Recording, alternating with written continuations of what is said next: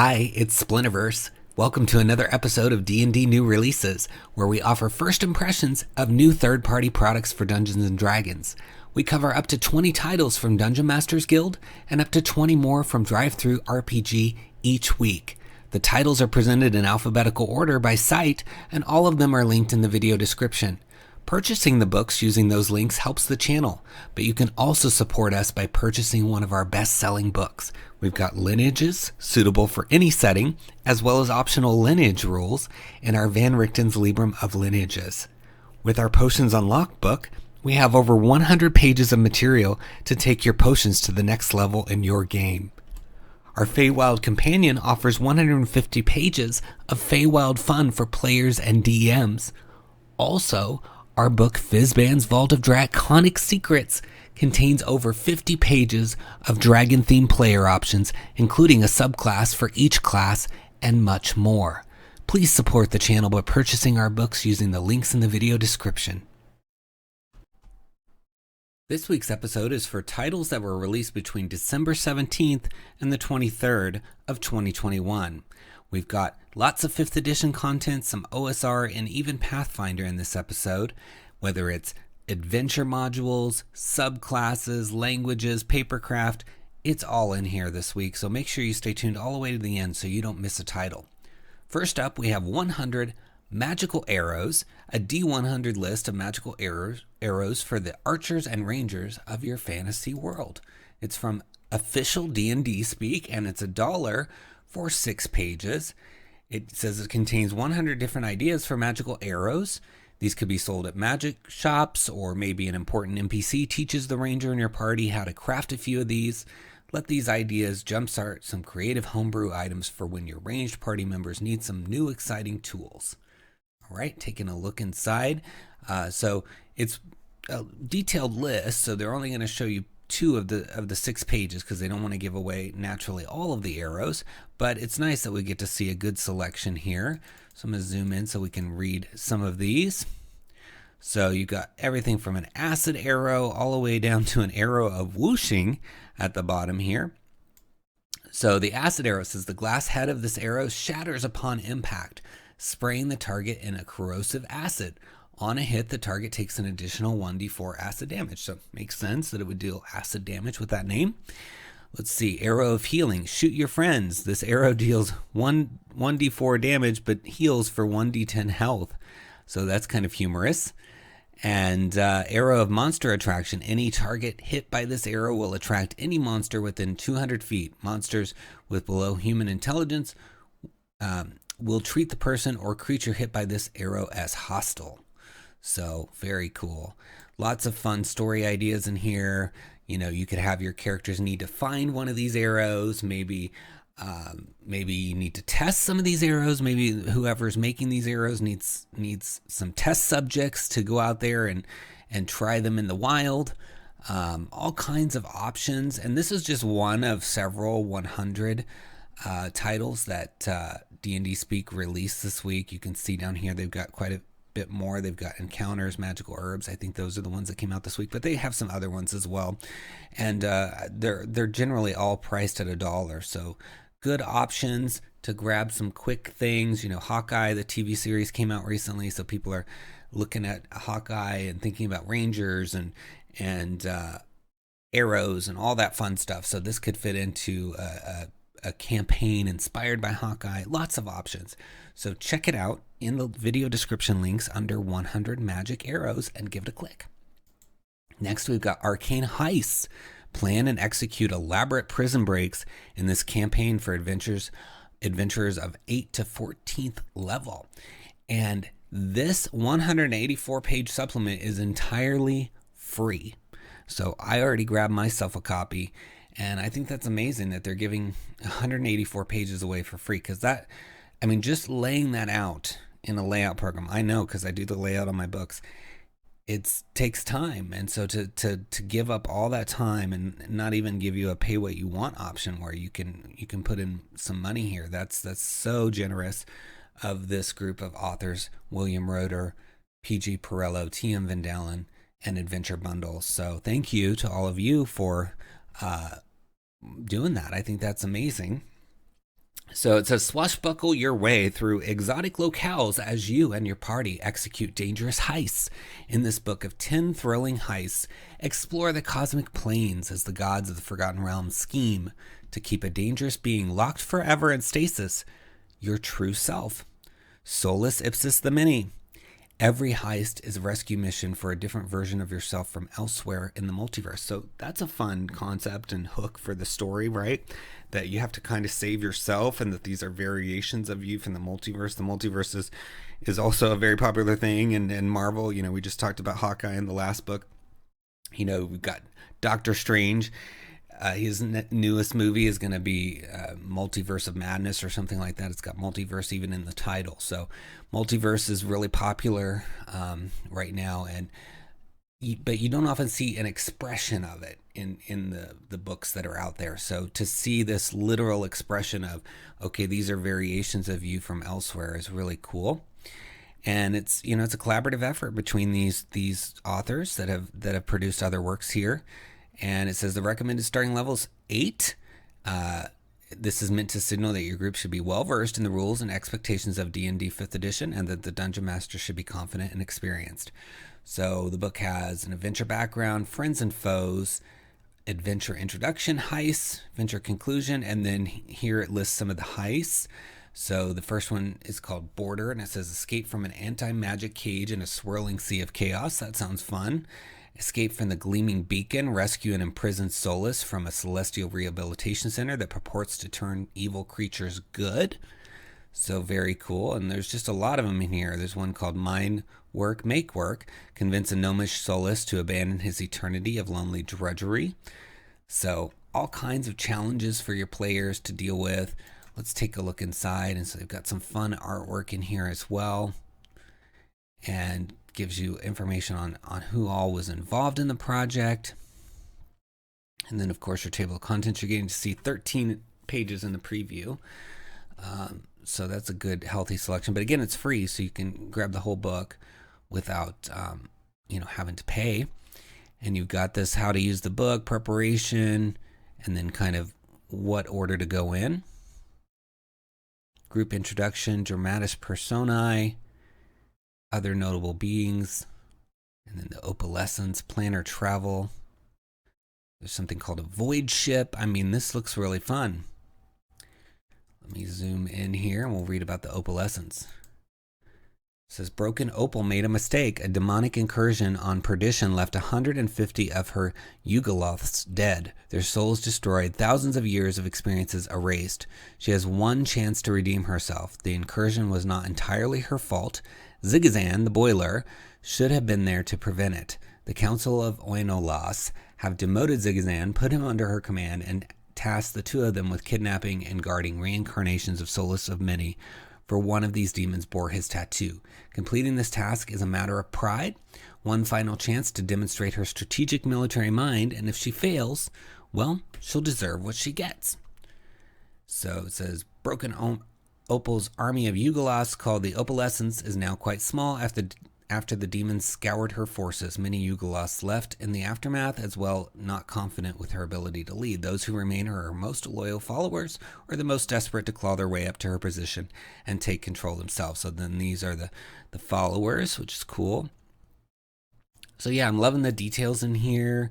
I think you got a whole section on the villain moves and void ships and planner stuff going on. I mean, planner travel is always fun and interesting and different than the norm, because a lot of times you're not involving the planes, right? You're just on the material plane having adventures, so you don't always get to go to these other fun places. And heists are always fun, having to not be detected and either retrieve something or get to someone. I think this is going to be a lot of fun. So check it out entirely for free in the links below under Arcane Heists. Give it a click.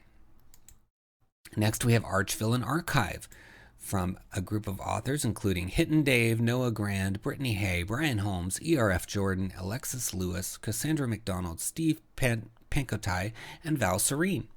and many of them we've featured titles for on this channel before, and quite talented. A lot of the ones here I recognize, and it's already a best copper seller in its first week. And what's nice is this 103-page book is available not only as a PDF for $14.95, but you can get the softcover for $20 basically, hardcover for $25, and then you can do combos that are basically a little bit of a discount on some of that. So I think that gives you quite a few options. If you're going to go for hardcover, I always encourage getting the bundle with the PDF, because sometimes things you want to just copy paste it or whatever, and it's really hard to do that if you don't have the digital as well. So I always encourage doing the bundle if you're gonna purchase. But if you're not looking to have a hardcover, you can always go with the PDF as well. So it says, a dark mage defiant to the gods, a marauding warrior bent on conquest, a true knight twisted by grief into something cruel. This book contains them all and many more. This collection of characters designed by some of the most prolific designers of D&D houses the perfect arch-villain for your next campaign. Each villain comes complete with a backstory, motivations, and a full stat block. With challenge ratings ranging from 15 to 30, you can always find something to suit your game. But be warned, these villains don't hold back. Good. Yeah, you don't want a villain that holds back. So you got 29 villains ranging from 15 to 30, 36 new items, and lots of popular creators involved. And just note that there were some changes they made between the print and the PDF. It's complicated when you make a print version. You have to go through a very long process, and so if you find a mistake after you've gone to print, you have to debate as a creator, is it really worth it to go through that long process and delay the release of the book even longer, or do we live with that small mistake? And so it seems like there were a few cosmetic changes. They're not actual changes to abilities or anything like that. So keep that in mind. That might be another reason to go ahead and get both if you're going to do the print version, is that there's just a few cosmetic changes that you can reference in the PDF. So I did want to point that out to make sure you're buying with awareness. And I think that's great that they mention it here. You know, some people do that. They make changes to the PDF and they don't necessarily advertise it. So I'm happy that they're being upfront about that. But this is a great price for 103 pages and getting it in print as well. So let's take a look inside. So here you've got your table of contents with all of your villains, and then you've got your rewards, all your magic items, and even some spells in here. So that's nice. So you get to see 20 of the 103 pages, and got various characters here that we're gonna look at one of these here in a minute. So you got the Architect, 𝙤𝙤𝙤𝙬𝙤𝙤, I guess, the Rotbringer, and Evendril, the Dark Piper, Azulmagus, Carrie, Firemane. So yeah, lots of fun characters. So let's just take a look at 𝙤𝙤𝙤𝙤, Lady Poison, and read a little bit about her. So Merywyn Greenstar was a renowned botanist, herb sage, and healer. She loved to tend to nature and plants, finding joy in the calm tranquility of the world around her. Her village was small and remote, nestled along a mountainside with few travelers who passed through. Those who knew of the village would bring back tales of strange plants that only seemed to grow in the area. No one who came was ever refused aid. When a mining company wanted to build a tunnel through the mountain that would intersect with the village, the elders politely but firmly refused. Again, the company came, this time with sacks of gold, but they were rebuffed. The third time they came, it was with flamethrowers and metal machines which tore through the village, leaving devastation in their wake. Merywyn attempted to protect her home alongside other noble defenders, but was struck down. Thinking herself lost, she lay broken in the charred and scorched earth of her home and amongst the corpses of her and friends and family. But Merywyn had a special connection with the plants that she had nurtured and cared for. Like a chrysalis, the The plant life lovingly wrapped around her, shielding her from further harm and healing her injuries. How long Nearwyn stayed in that protected pod, she did not know, but when she emerged, nothing remained of the life she had once known. The mining company had set up camp in the wreckage and were using large drilling machines to bore their way through the mountainside. They would be the first to feel the sting of her poisonous wrath, though not the last. With her village avenged, she turned her sights on the menace that was civilization and all the destruction and sorrow that it brought. So, very cool. And you've got aspiration bonds, flaws, her lair, information on her lair here, lair actions, and then, of course, a full stat block. She's challenge rating 21, so she's got all kinds of stuff, legendary actions, mythic actions even. So that should be quite fun, and it looks like there's some things she can create, including a sapling, and then you've got information on making it a mythic encounter, and then rewards. So very fun, lots of stuff going on in here with these characters, and that was a great backstory. You've got all this information, really easy to play that. I mean, you could have this character feel like the party has wronged her or wronged nature by, maybe they chopped down a tree or whatever, right? And so she's coming after them because she feels like they've injured nature. So very easy to get the party involved.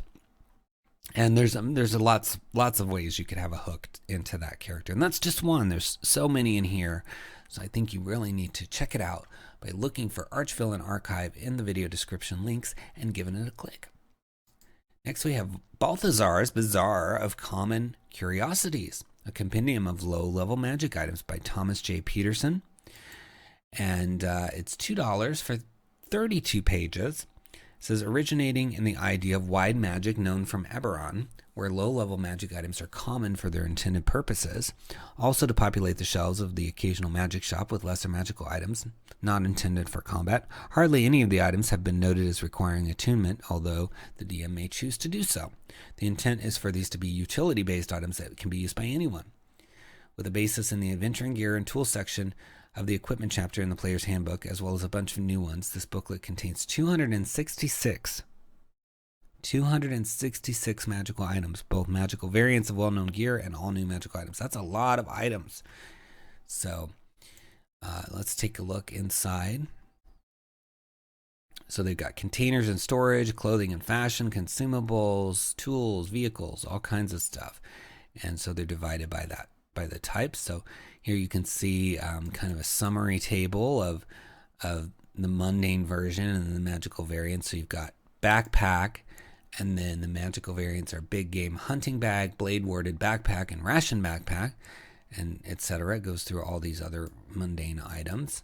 So let's just read it a little bit here. So adaptable component pouch. This magically enchanted component pouch is red. When worn at your belt, you can pull out enough material components for one spell with material component value of up to 10 GP. The pouch regains this feature at dawn.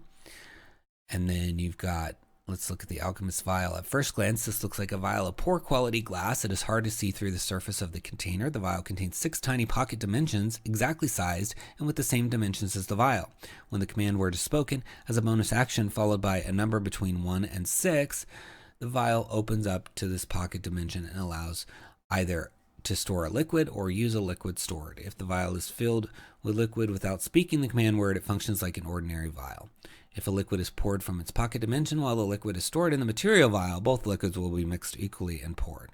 So that's kind of interesting. You could see, an alchemist using that, somebody who makes potions, apothecary, anybody that uses these kinds of things could use that. So, and I like the pocket dimension part of it. So that's just a couple of 266 items for $2. That's a lot. I mean, you're sure to find at least a couple that you can use for $2 out of 266. I mean, I can't imagine that you wouldn't find something. I mean, we just read that the Alchemist's Vial and how that was kind of unique and different. So I'm sure there's plenty more in here for you to discover, and there's more you can read in the preview. So why don't you click the link called Balthazar's Bazaar of Common Curiosities in the video description, links below. Next we have Better Elves, additional and rework content for playing Elves by Connor Roberts, 16 pages. It says, tired of elves within D&D? Do you feel as if elves don't feel magical and thematic, but rather just as humans with pointed ears? Then look no further. Within this PDF, you'll find a variety of different elven subraces to select from, both old subraces reimagined and brand new subraces to inhabit your D&D world. You'll find descriptions and statistics for high, wood, sun, moon, star, dark, shade, metal, gemstone, shallow sea, deep sea, sky, eladrin, and 𝙏𝙬𝙧. So that's a lot of subraces. And then discover a brand new race, elderlings. These ancient creatures are elves who, upon reaching the end of their life cycles, have transformed into elderly beings teeming with magic.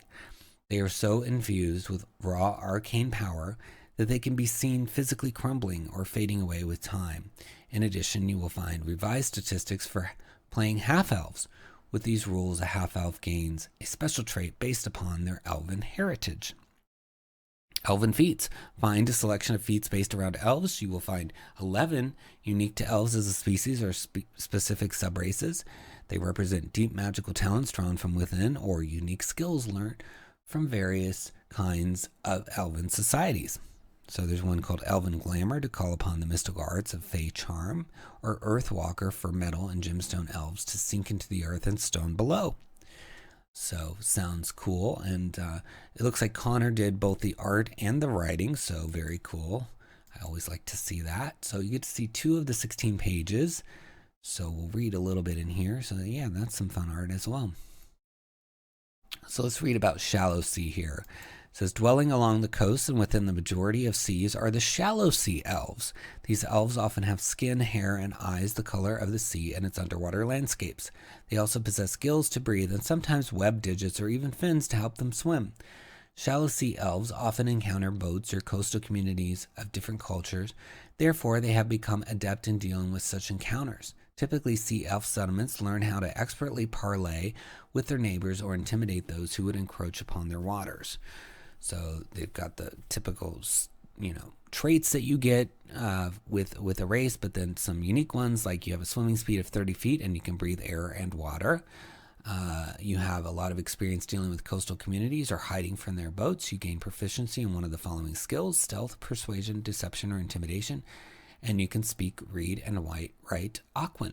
So unique, makes that a little different than the traditional elf. So if you're looking for some fun, different kinds of elves, subraces, a new race, feats, all that good stuff, check it out under Better Elves in the video description links and give it a click.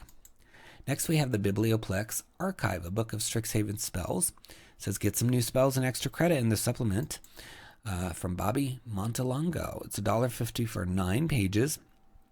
Strixhaven has no restricted section. Ask anyone who attends Strixhaven University, and they will tell you the grand beacon of the campus is the Biblioplex, a library with vast stores of knowledge ready to be plumbed by eager students. While some of these spells may be dignified and well-tested, others hidden in back corners and top shelves are a bit more interesting. Harness the knowledge of the Biblioplex with 25 new spells, all themed around instant and sorcery cards from the Magic the Gathering set Strixhaven School of Mages, themed around each of the 5 colleges and their unique strengths, as well as multiple new characters to add to your Strixhaven campaign, including the sneakily astute Panic and Song, a boy who seems determined to document every single spell in the Biblioplex. So, the notion of the Biblioplex is that it's like this library in Strixhaven that contains every single spell ever from any location, any plane, any world. They're all there. So that was my favorite part of Strixhaven. And I was actually thinking of doing a book similar to this one. And I had a couple ideas for Strixhaven, and this was one of them. But the idea I came up with is now going in a totally different direction, unrelated to Strixhaven. So, but it's exciting. I'm working on it right now, and it's something that I'm aiming for 2022. So I can't wait to start talking about that. But anyway, back to the Biblioplex. It's just the best part of Strixhaven, and this notion that there's so many spells in one place, and that people would be just like this character, Panic and Song, just driven to read them all and look at them all and understand all of them. So you would think with that many spells in one place that there'd be a lot of spells available. So they did include some in the Strixhaven book, but it wasn't a ton of them. So having a book like this can make it feel like there's a lot more available in the Biblioplex, which is nice. And I like that they're inspired by the cards. I was also thinking of doing that, so I'm glad somebody did it since I cast that idea away. So let's take a look here at some of the spells. So you've got the Silver Quill ones right here on this page, and you get to see 5 of the 9 pages. And it says it's broken out by school, so you're going to get to see all the different schools in here. So this one's called Blot Out the Sky. It's a conjuration first level, and it's got a duration of 1 minute and a range of self. It says, honing the innate magic of ink and verse known to Silver Quill students, you create an inkling creature that goes immediately after you in initiative order. They can move up to 120 feet from you before they dissipate. At the end of the duration, any inklings made this way return to being ink and the vial used for the spell. At higher levels, when you cast the spell using a spell slot higher than first, create another inkling for each level of spell above first. So I think the inklings are creatures that are in the Strixhaven book, so that's cool, very thematic, goes with that. We'll read another one. We've got Vanishing Verse. It's a 3rd level enchantment. Its range is 30 feet and duration is instantaneous. Make a ranged spell attack on a hit. Deal 3d10 psychic damage. If the spell hits, target creature makes a charisma saving throw. On a failure, they immediately use their reaction to disengage and use their full movement to move away from the caster of the spell. When you cast the spell at higher levels, using a spell slot higher than 3rd, the spell deals an additional d10 of damage for each spell slot above 3rd. So very cool. Fun stuff going on in here. And I like, again, the reference to some of the creatures from the Strixhaven book, that it's separated by the schools. And it's referencing some of the cards from the game. So if you're a fan of Magic the Gathering, or you want some spells for the Biblioplex, because your characters are probably going to go there in your Strixhaven campaign, or if you just want some spells. I mean, these don't have to be spells that are used for Strixhaven. They can be just general spells in the world. Come check out Biblioplex Archive in the links below and give it a click. Next, we have Classing It Up, Planar-Bonded Druids by Beth Jones and Anja Sever. And it's $4.95 for 44 pages. It says, expand your gaming experience beyond the material plane. It's 12 completely new druid circles, all focused on the planes of the realms. Elemancer druids draw their powers from the elemental planes, while infused druids draw from the realms of the Fae and Astral, as well as the ethereal positive and negative planes. With a dozen planar-themed druid circles, along with 8 sample planar encounters that occur on one of the elemental, transitive, or outer planes, this is an invaluable resource for anyone who wants to play a different kind of druid, or for DMs that want to include more planar encounters for their game. So we already looked at earlier in this video that supplement that's going to have all these heists on all these different planes. So this could be something that you combine with that and have some, different planar stuff going on. There's also all kinds of stuff happening in the Feywild with Wild Beyond the Witchlight and Feywild Companion and these other books. So you could use the Fey druid circle there. I mean, the options are endless with this, because you're going to have all these different druid options for other planes. And here we have a list of all the circles. So you've got Circle of Brilliance, Circle of Flame, Circle of the Sky, Circle of the Wave. So those would be elemental ones. And then these are all for some of these different planes. There's even one for the material plane with Circle of the Butterfly. So all kinds of stuff in here. Let's see, we'll zoom back out so we can just kind of see. You get to see all the pages. So you can look at all of these subclasses, see if any of them are going to work for your campaign, or if you're a player, see if they'll work, and you think your DM will allow them. And yeah, I think, and what's nice is if you're, wondering if it's something your DM would allow, since you can see the whole book, you can have your DM look this up as well and look at, a certain page number. You can pick the page up here and say, go to page 28. I want to play that one or whatever, and then let them get back to you before you buy it. And or just grab it if you feel like, you know, you play in multiple tables or you're a DM and you're going to allow it. I think there's so much in here. I mean, so many different planes.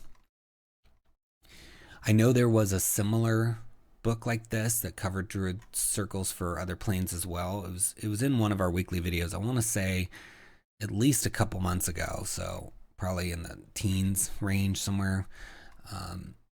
This is episode 35, so, or 34. So probably in the teens somewhere, but I'm sure there's plenty of room for both of these books. But I'm just mentioning that in case you love that book and you want to have more of that. I think this could be a really cool option. It looks like they have hooks in here and backstory. So encounters as well and resolving those. Yeah, so you see here's one for the Fey realm with a hook and resolving that. So that's really nice that they've got all those encounters as well to work these new druid circles into. So let's find one to look at. So let's look at Circle of Radiance here for a minute. It says members of the Circle of Radiance draw healing energy from the positive energy plane to fuel their magical abilities.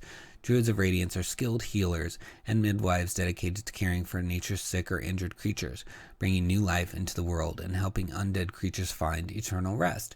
These druids favor vibrant colors and pristine whites and have an affinity for viewing situations in the most positive light. They have a way of finding a silver lining no matter the circumstance. Druids of the Circle of Radiance always conduct their meetings in an outdoor location at sunrise. So when you choose this circle at 2nd level, you learn the cantrip Sacred Flame, Spare the Dying, or Word of Radiance. This cantrip does not count against your total number of known cantrips, so that's your 2nd level ability. Along with Planar Mantle, when you choose this circle at 2nd level, you are constantly surrounded by an invisible mantle of positive energy that magnifies any healing you receive and protects you from negative energy. You gain resistance to necrotic damage, and whenever you are a recipient of a spell or feature that cures hit points, you treat all rolls of a 1 as a 2 instead.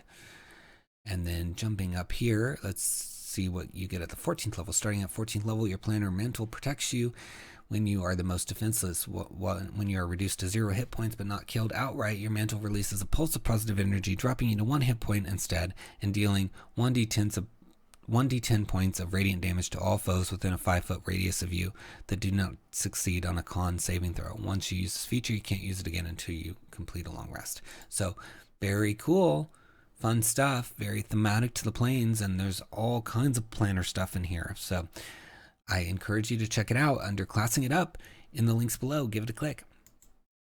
Next, we have the College of Flyting. And you could read this as flying, but it's make no mistake, it's flyting.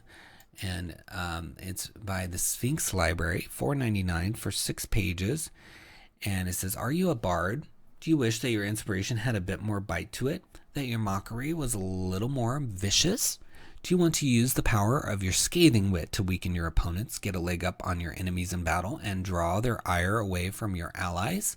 Do you want to beguile both foe and bystander alike with enrapturing poetry battles that leave onlookers charmed and rivals cowed into submission? If you answered yes to any of these questions, then the Bardic College of Flyting may just be for you. Joining the hallowed shelves of the Sphinx Library, the College of Flyting presents players with a brand new Bard class and a subclass that gives them a plethora of ways to use their bardic inspiration and encourages them to craft witty and biting poetry to use against their enemies. So very cool, and it has suggestions in it for how to work it into some of the established realms of Dungeons and Dragons. So let's take a look inside so you get to see pretty much the whole book, because it's 5 pages here, but with the cover that would be 6. So yeah, you can see the whole thing. That's very kind. And so here's how to work it into the different realms, including Exandria, Ravenloft, Ravnica, Theros, even Strixhaven. So that's nice. And then let's scroll back up here and look at some of the abilities. So Contest of Flyting. Beginning at 3rd level, you can infuse your wordplay with bewitching magic, finding new allies and intimidating potential challengers. If you engage in a contest of flyting with another creature for at least 1 minute, you can attempt to impress your audience through your audacious insults and clever repartees. At the close of the contest, choose a number of humanoids within 60 feet of you who watched and listened to the entire exchange, which must include your opponents. up to a number equal to your charisma modifier, minimum of 1. Each target must succeed on a wisdom saving throw against your spell save DC or be charmed by you and frightened of you, your choice, or frightened of you. While charmed in this way, the target idolizes you, it speaks glowingly of you to anyone who talks to it, and it hinders anyone who opposes you, although it avoids violence unless it was already inclined to fight on your behalf. A creature frightened by you avoids you if at all possible and does not attempt to hamper your efforts in any way so as not to further damage their reputation. You have advantage on charisma checks against the creature frightened in this way.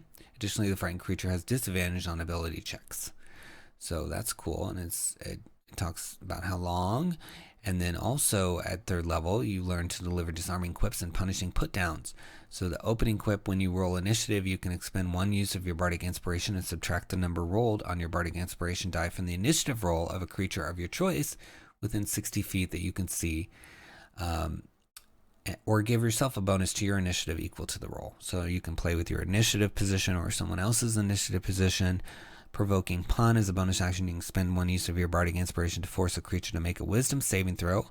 On a failure, the creature has disadvantage on all attacks made against creatures other than you until the end of your next turn, and you gain a temporary hit points equal to the number rolled on your bardic inspiration die plus your charisma modifier. So I'm liking that these names are all like, plays on words and related to wordplay and just the kinds of things that you would expect performers and entertainers to do. I mean, bards, we normally think about them as being musical, but they could be just poetic or wordsmiths as well. So I think it's fun. I like all these names and stuff. But you can come in here and read the whole class and check it out. It's under College of Flyting in the links below. Give it a click. Next, we have The Horrors of Frostbite Isle, a Wild West themed survival adventure by Peter Mayer, $4.99 for 26 pages. And it says right here at the top, all proceeds after Wizards of the Coast licensing fee, 75% of the purchase price, go to Child's Play charity. So some of the proceeds are going to go to Child's Play, which is nice. It says, you are stranded in a lonely mountain hut with a bunch of strangers. A blizzard rages outside. You will have to leave soon. Can you gather enough food and furs to survive the journey? Can you navigate your way towards shelter before night falls on icy plains? Will you eat or be eaten as you face the creatures that roam Frostbite Isle?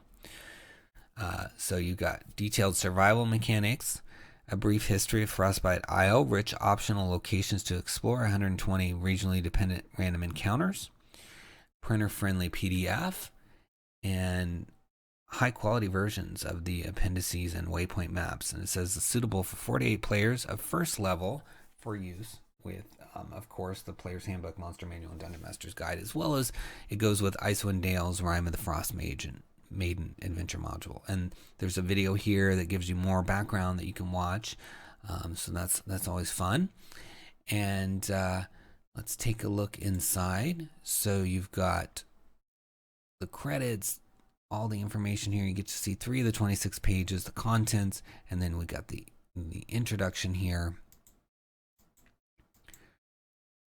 It says, much akin to the bubbling leftover stew on a cold winter's eve, The Horrors of Frostbite Isle hopes to provide a warming, rough, and ready blend of core nutrients to you and your players. It is a simple dish without aspirations to purity, originality, or accuracy, yet it may taste like heaven to those sufficiently famished.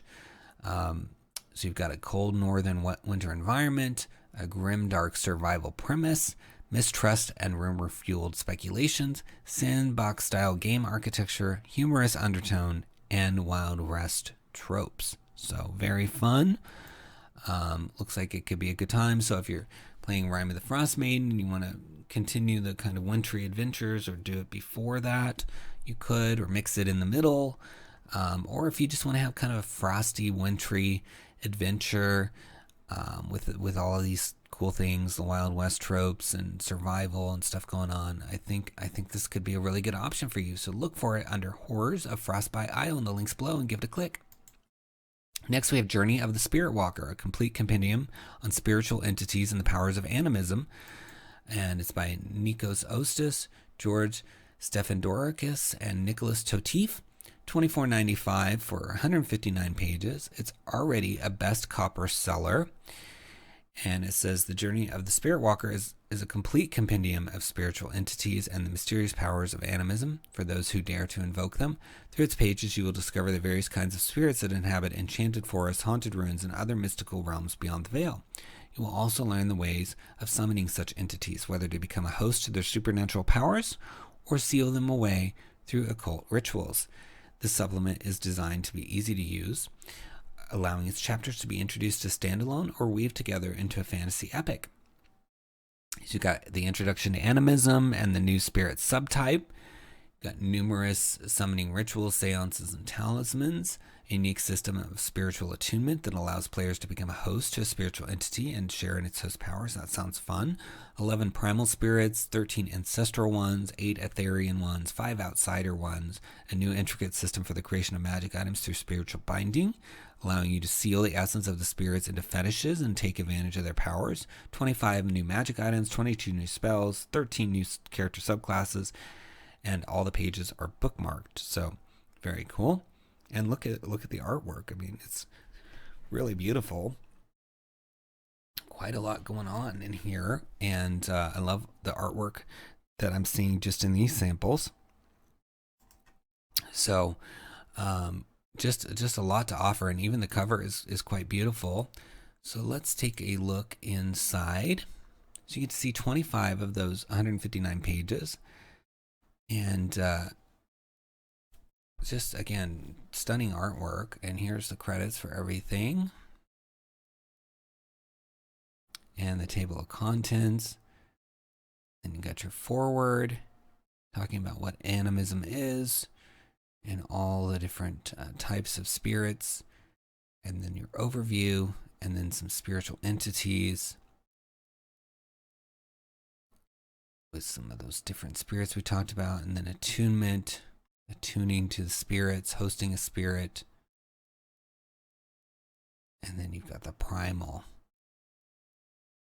So yeah, it looks really good. Oh, they even have some music, sheet music in here. That's really nice. Primal talismans, Ember Spirit, Ember Incarnate. Yeah, this looks really fun. I love the artwork on this too.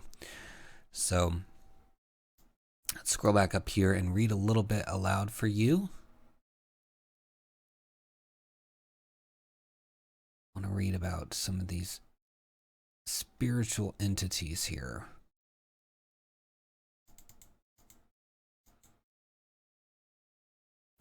Okay, it says, a spiritual entity is the echo of another being, the essence of its inner potential, assuming form and conscious through a number of different causes. Based on its type, it can be the incarnation of nature's will, the embodiment of a mortal creature's dominant emotions, its soul clinging onto the world of the living from the afterlife, or even the projection of a conscience from a world beyond the material plane. Having disassociated from the entity it originates from and grown autonomous, a spirit still remains tethered to it in a sense of resembling it in nature, personality, or behavior, but in a manner that appears incomplete in comparison to the multifarious character of the original being. The spirit's nature feels one-dimensional and much less diverse. Its entire existence is focused around the most defining traits of its original, while lacking the various complexities and contradictory aspects that make a creature truly genuine. Therefore, many spirits are on a journey of discovering and reinventing themselves through experience, obsession, or curiosity. So, spirit refers to a creature subtype. Its main creature type determines the spells, effects, and abilities that affect it as a target. While its subtype makes it susceptible to a number of additional effects presented in this book, you'll discover 4 different types of spirits: primals, ancestrals, Aetherians, and outsiders. In order for the seamless integration, you may simply interchange some monsters of the types shown below with the creatures presented in this book, introducing a roleplay-heavy alternative to their encounters. So, incorporeal undead can become ancestral, elementals can become primal, extraplanar creatures outsider. Yeah, those make sense. I like the choices they made for the names there. And then there are mainly 2 ways for a character to interact with such an entity. They may either encounter it, be of its own intention, or mere happenstance, or willingly summon it through a means of ritual made for that purpose. And then it goes into how to encounter them, all the different types, investigating the presence, interacting with the spirit. After a spiritual summoning has been concluded, a series of different results may occur. Each result becomes more likely or unlikely based on the spirit's disposition towards the summoner and their companions. Upon appearance, a spirit's disposition may be either of the following three as presented below. So you got friendly, indifferent, or hostile. And yeah, just so much going on. I mean, whether you're dealing with spirits, you know, like natural spirits or maybe some darker spirits from like Ravenloft. There's just so many ways to go with this, and I love the attention to detail that they have here, that they've come up with so many little terms that are just the exact perfect word for what they're describing. And they've got subclasses, spells, magic items, you name it, they've got it. And it's 150 bookmark pages, more than 150. So I think it's going to be a real fun one for people. I definitely want to get a copy. And it's called Journey of the Spirit Walker, in the links below. Give it a click. Next we have Lost Languages, Celestial, from Daylight Publications. And they are releasing a series of these for a bunch of different languages. And they had some come out last week and then some this week as well. And this one is $2 for 7 pages. And it's got some really fun artwork, etc. But the author says, I wanted to just write a quick note about the contents of this book and the reality of the series. Getting to dive into languages is something super fun that I love doing. Making conlangs is really a treat, and I love using them in my games. This new branch of the Lost Languages series takes a look at some of the more cosmic level languages, ones that are rarely spoken or used by common mortals beyond those who might serve a higher power. In this case, this first book dives into looking at Celestial, a language that in my games I've often just relegated to being Latin or Enochian. But when I did a poll on Twitter and Facebook, Celestial definitely stood out as one that folks wanted to know more about. So I took the plunge and decided to pull from that title what I know about scrying, communing, and divining to really make this version of Celestial stand out more and make it feel more alien and different. So very nice. And then you've got like this lore from this Professor Zebulon talking about stuff, and then a notice to students studying this stuff, right? So and you can see down here there's more. They've got Halfling, Konek, Orgricool, 𝙁𝙗𝙗, you know, some of these are from Eberron. All kinds of goings on in these series. And so when you look inside, you'll kind of see, so this is going to show us all 7 pages of the book. So if you look at the other ones, they're going to have a similar format where there's the introduction, notice to the students of languages, and then the form of the language. So I like this. Linguistics was one of my favorite classes in college, so I've always been a fan of stuff like this. But you can see all the different alphabet for Celestial, and then here's an example of how it's written. So they're using these sort of pyramid structures with different corners to write a message. So it looks like it probably goes like this, you know, because we think of these alternate languages, we think, oh, just different characters, but it's not always like that. Sometimes it's different positioning, or left to right, or right to left, or up and down. You know, it doesn't always have to be the same direction. So let's just read a little bit here under the form. It says the first configuration of writing Celestial is the form, and the form dictates the meaning and focus of the message being created. In Celestial, the first form is Travesh, a triangular form that is often used for quick notes, ideas, brainstorm, or quick prayers. The second form is Kotushet, a diamond form that is for sentences, letters, or longer form prayers. The third form is Hexatesh, a hexagonal form that is meant for summoning, evoking, divining, or scrying. And finally, the fourth form is Pentesht, a pentagonal form meant for banishing, exiling, holding, or piercing. So, zooming back out, basically whatever you write, you know, whether you write in this shape or that shape, it determines what you're trying to accomplish. So if you're just writing a quick note, it's going to be in a triangle. But if you're trying to banish or exile or hold or pierce something, you would write it in this shape, which is, it's cool. You don't see that. And then you've got all your little characters that you would use. And each one of the books in the series is like that. So if you want to have some really cool handwritten. Maybe you're going to do this with hands, or you're going to somehow get this out of the PDF into like a font situation.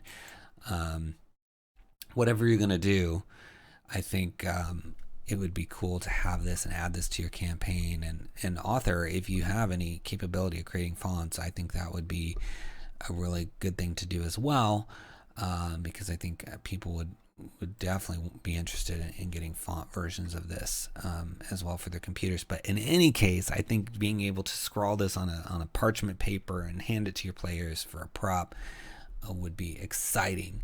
And I think you should check out Lost Languages Planner Celestial and all the titles in the series by clicking this link in the video description and checking it out. All right, next we have Narfell Setting Guide with this fun cover and artwork in this book. It's got a lot of really cool artwork. It's by Lex Mandre, Chris Boudreau, and Brian Yaksha for $19.95 for 90 pages. So another big book. So we have a lot of big books this week. And just a cool little style of art. It says, in the far north of the Forgotten Realms lies a frozen tundra. Nomadic herding tribes maintain a quiet existence, choosing to forget the nation's past when a once terrible empire threatened Faerun with their abyssal magic. It says it's got the region history and timeline, locations with random encounters, Nar character background, demon binder subclass, variant rules for cold exposure, monsters, magic items, faction-based adventure generator, and more. And it's got an interactive PDF, so you can jump around and look at, I mean, just the illustration. I love this unique style that they're using. It reminds me of like some of the other styles, like old comic books or magazine artwork from the past. It's really cool, and the layout looks really fun. So it's in kind of that landscape point of view. You get to see 3 of the 90 pages. So we'll zoom in so we can read some things. But yeah, I mean, just even the fonts are fun. So yeah, let's see what we can read here. So they have references and inspiration. So there's one little section we can read here about the lands of Nar, the lands that run from the foot of the Great Glacier along the eastern shore of Ice Lake, down the ragged footholds of the Giant Spire Mountains, abutting the northern tree line of the Rollins Wood, and meandering past the base of Mount Nar to the river border of Rashomon, are the lands of Narfell. They are a cold, craggy tundra that most Faerunians would find inhospitable, yet this was the birthplace of a great and terrible empire that reached far and fell further in an ancient age. Those who remain have rejected the ways of their forefathers and forged a better life in the Arctic wastes. So it's detailing an area of the Forgotten Realms that maybe hasn't gotten a lot of attention. They mentioned Rashomon, which there was a supplement that came out that we've covered on this channel that covers that area. So maybe you explore in that area and then you find your way over here into Narfell. But I really like this. I think it's lots of fun art. It's 90 pages and all kinds of good stuff going on. I definitely want to read this one. So check it out under Narfell in the links below and give it a click. Next we have the Shackled City Adventure Path. It's a 5th edition conversion guide by Roy Simpson. And so this is just a partial conversion. It says it contains an overview of the flow of the conversion and then basically the bulk of the conversion. So the author didn't want to wait until they'd fully converted the Shackled City Adventure Path to 5th edition, because there was so much they felt like was useful in it already in this conversion that you could either fill in the rest yourself or at least play the beginnings of it while waiting for the rest of it. So it's got skill conversion table, DC conversion table, location conversion table, deity conversion table, and all kinds of conversion tables. And then chapter 0 from the original Shackled City, and then appendix 5 and some player handouts. So obviously you're going to need to own the Shackled City Adventure Path to make use of this, but this is 50 pages of conversion material. So we'll look at just a little bit of it. You get to see 7 pages in the preview here. So creating challenging encounters, magic in the 5th edition, community-driven changes. So changes due to edition conversion, and it just goes through what those involve. And let's see.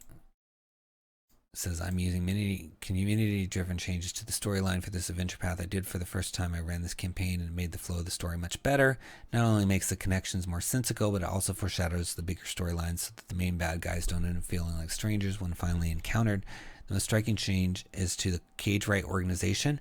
There's now more distinct hierarchy, and some of the NPCs have shifted into apprentice or leadership roles.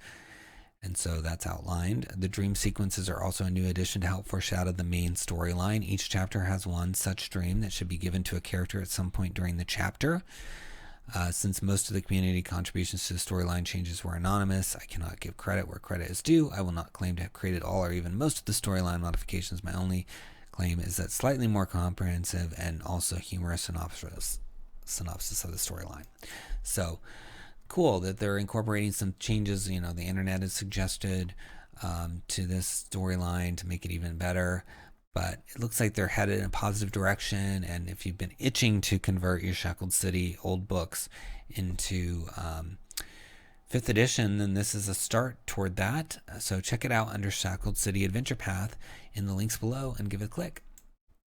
Next, we've got Stocking Stuffers and Side Quests by BJ Keaton, with a suggested price of $1.99 for 11 pages. It says, make Christmas extra sweet this year by giving your party exactly what they want. 2 fun, bite-sized Christmas quests that have you facing off against Wally the Wintry Warlock and Burhag named Carolyn. You get 13 new holiday-themed magic items, including Frosty Frostblade of Frost and Jingle Bell of Jolly Joy, as well as 5 all-new wintry monsters and NPC stat blocks. This is a snowy blast of awesome that will fill your entire party with the Christmas spirit. In Wally's Follies, the Jingle Bell of Jolly Joy has been a source of Santa Claus's power for centuries. Without it, Father Christmas has no chance of circling the globe and delivering presents to the children.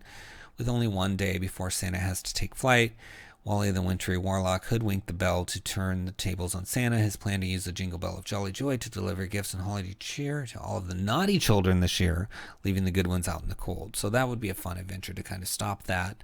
And in hagging of a few people over, the party stumbling upon a Burhag's lair where their actions and choices will show the DM and each other if they're really naughty or nice. So that's fun. These are really cool sounding adventures that you can do. I realize this video is releasing on Christmas Eve, so it's a short amount of time to take advantage of it for the holiday, but you could even play it after the holiday or tweak some of these to be different characters doing different things, or have a in-game holiday that maybe isn't Christmas. It's like Christmas, but it's in a different time frame, different period, because you change the name of it, and it's, you know, for your homebrew campaign, and so they have different calendar and different things they celebrate. Or you can save it for next year. Either way, I think it sounds really fun. Let's look inside. You've got 2 pages out of the 11 that you can see. So you've got the adventure background, ice everywhere, all that stuff. So let's read the read aloud text here. It's Christmas Eve morning. You and your party have been hired by Santa Claus to find and recover the Jingle Bell of Jolly Joy, stolen by Wally the Wintry Warlock. Santa's interrogation team has learned not only that Wally's plan is to use the bell to deliver gifts to all the naughty children this year, but also that the location of Wally's Workshop of Wonders is hidden inside a bunker deep inside the mountains of the South Pole. The captured hench elves were unwilling to reveal what is inside the subterranean fortress, no matter how much hot chocolate or peppermint candy they were offered. They were able to confiscate a rocky candy rune of recall from the leader of the hench elves. In this case, the item is attuned to the South Pole, and once the bell has been recovered, you can use it to return to the North Pole and save Christmas. So fun stuff, all kinds of little items. You've got a little encounter table, and just some cool things. I like this. I think it's really fun and playful. I like all the alliteration. I'm a sucker for alliteration. I put a lot of it in my books. So check it out under Stocking Stuffers and Side Quests in the links below and give it a click.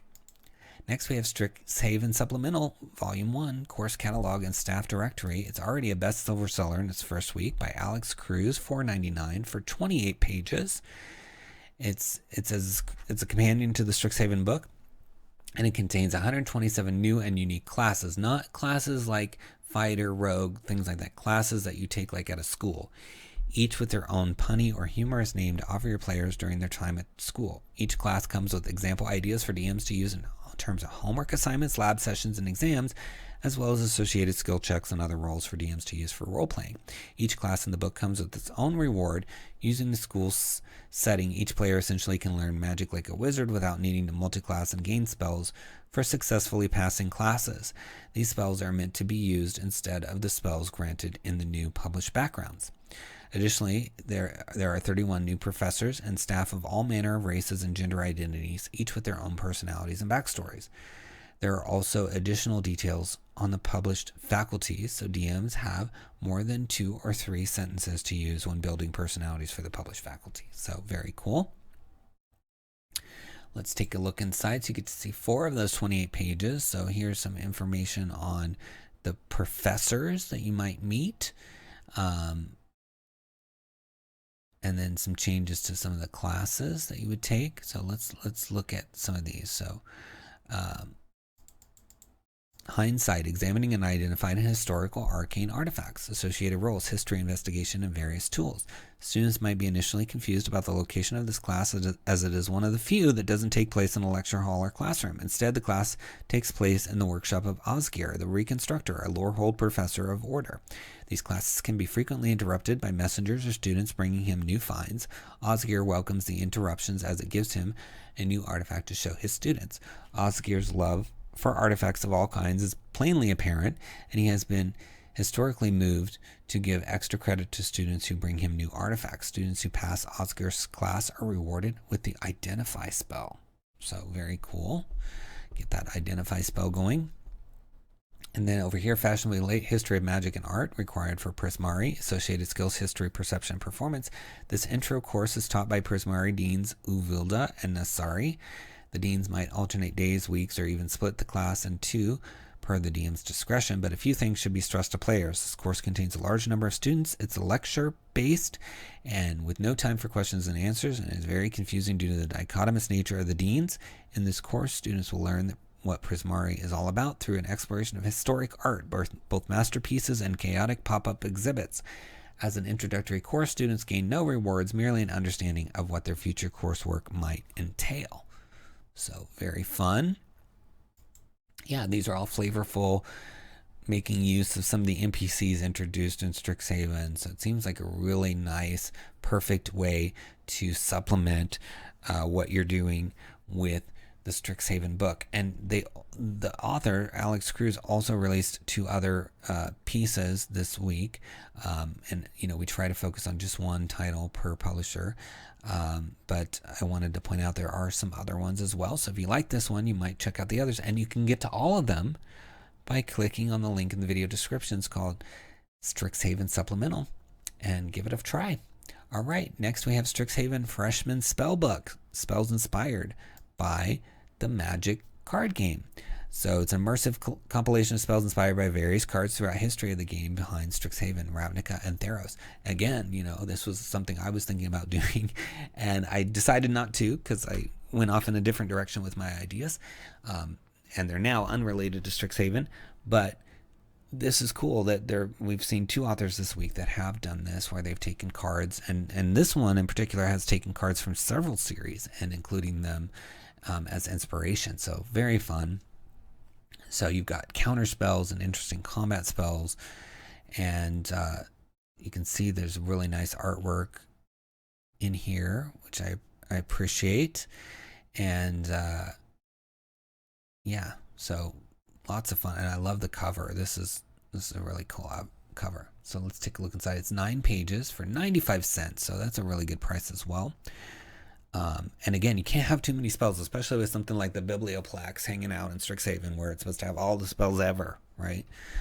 So you need more spells if you're going to explore that area or lean into that concept. So you've got combat spells. Yeah, all kinds of stuff. Let's take a look in counter spells. I want to see one of the counter spells for sure. So let's do Familiar's Ruse. So it's a 2nd level abjuration, and it's 30 feet range. You attempt to interrupt a creature in the process of casting a spell by distracting them with your familiar. Dispelling it until it's summoned again by casting Find Familiar. If the creature is casting a spell of 2nd level or lower, its spell fails and has no effect. If it is casting a spell of 3rd level or higher, this spell fails.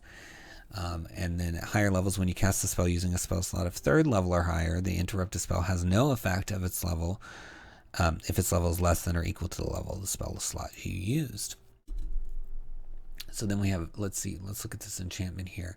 2nd level enchantment, range of self, duration 1 round. You shroud yourself in an aura of primal natural energy that wards off the intent of arcane mages until the end of your turn. Spells that you or an ally within 10 feet of you cannot be the target of abjuration spells that would cause the casting to fail and are immune to necrotic damage. If the casting of the spell fails as a result of an abjuration spell, you may pick a spell of a level of which you could cast from your class's spell list. You can cast that spell as if it were prepared for 1 minute. So it's interesting. They also have these little icons, kind of assigning colors. So if you are working with colors from some of the other Magic the Gathering supplements on the guild, and then that's helpful for you. And they've even got a classic card like Swords to Plowshares in here. It says you reach into the memories of a humanoid creature that you can see within a range and flood their thoughts with artificial memorials of life as a farmhand. The creature must succeed on a charisma save or lose proficiency in martial weapons, firearms, heavy armor, or medium armor that they may have for the duration, but gain 2d8 temporary hit points. So some fun stuff, concepts in here, and spells, lots of spells for you to mix in for the Biblioplex, or even just outside of Strixhaven. You can use these just as new spells in your world, and it's only 95 cents. So check it out under Strixhaven's Freshman Spell Book in the links below and give it a click. Next, we have the War for the Throne. It says face the deadly cold of Bane in this dark fantasy adventure that brings characters from levels 5 to 8 with over 30 hours of gameplay. $4.99 from Marco Bertini, 63 pages.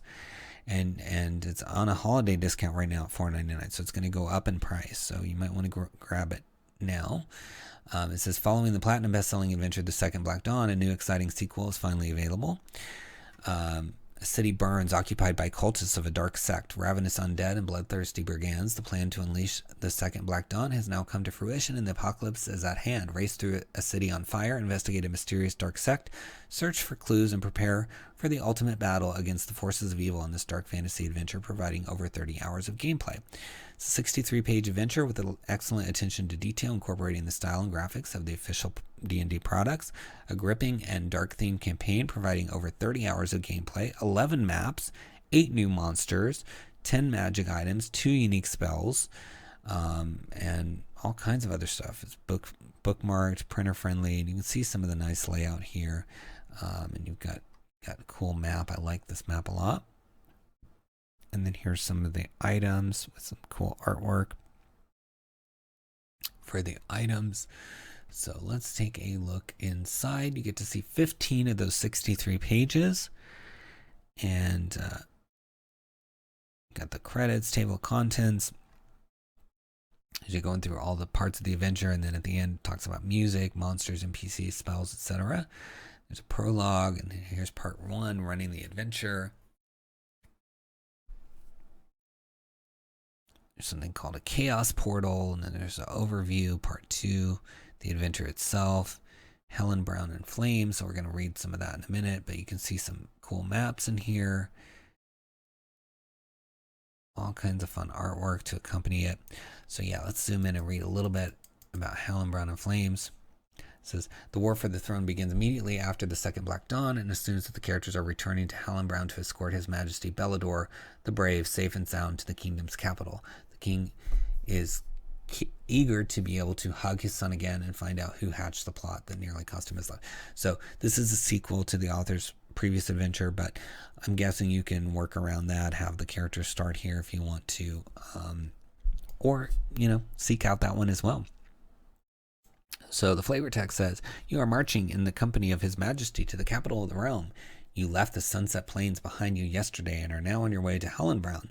The journey turned out to be quite quick, without any inconveniences. After a few hours, you finally see the city walls in the distance, from inside the walls, you can see the trails of smoke rising into the sky. Is that something burning inside the city?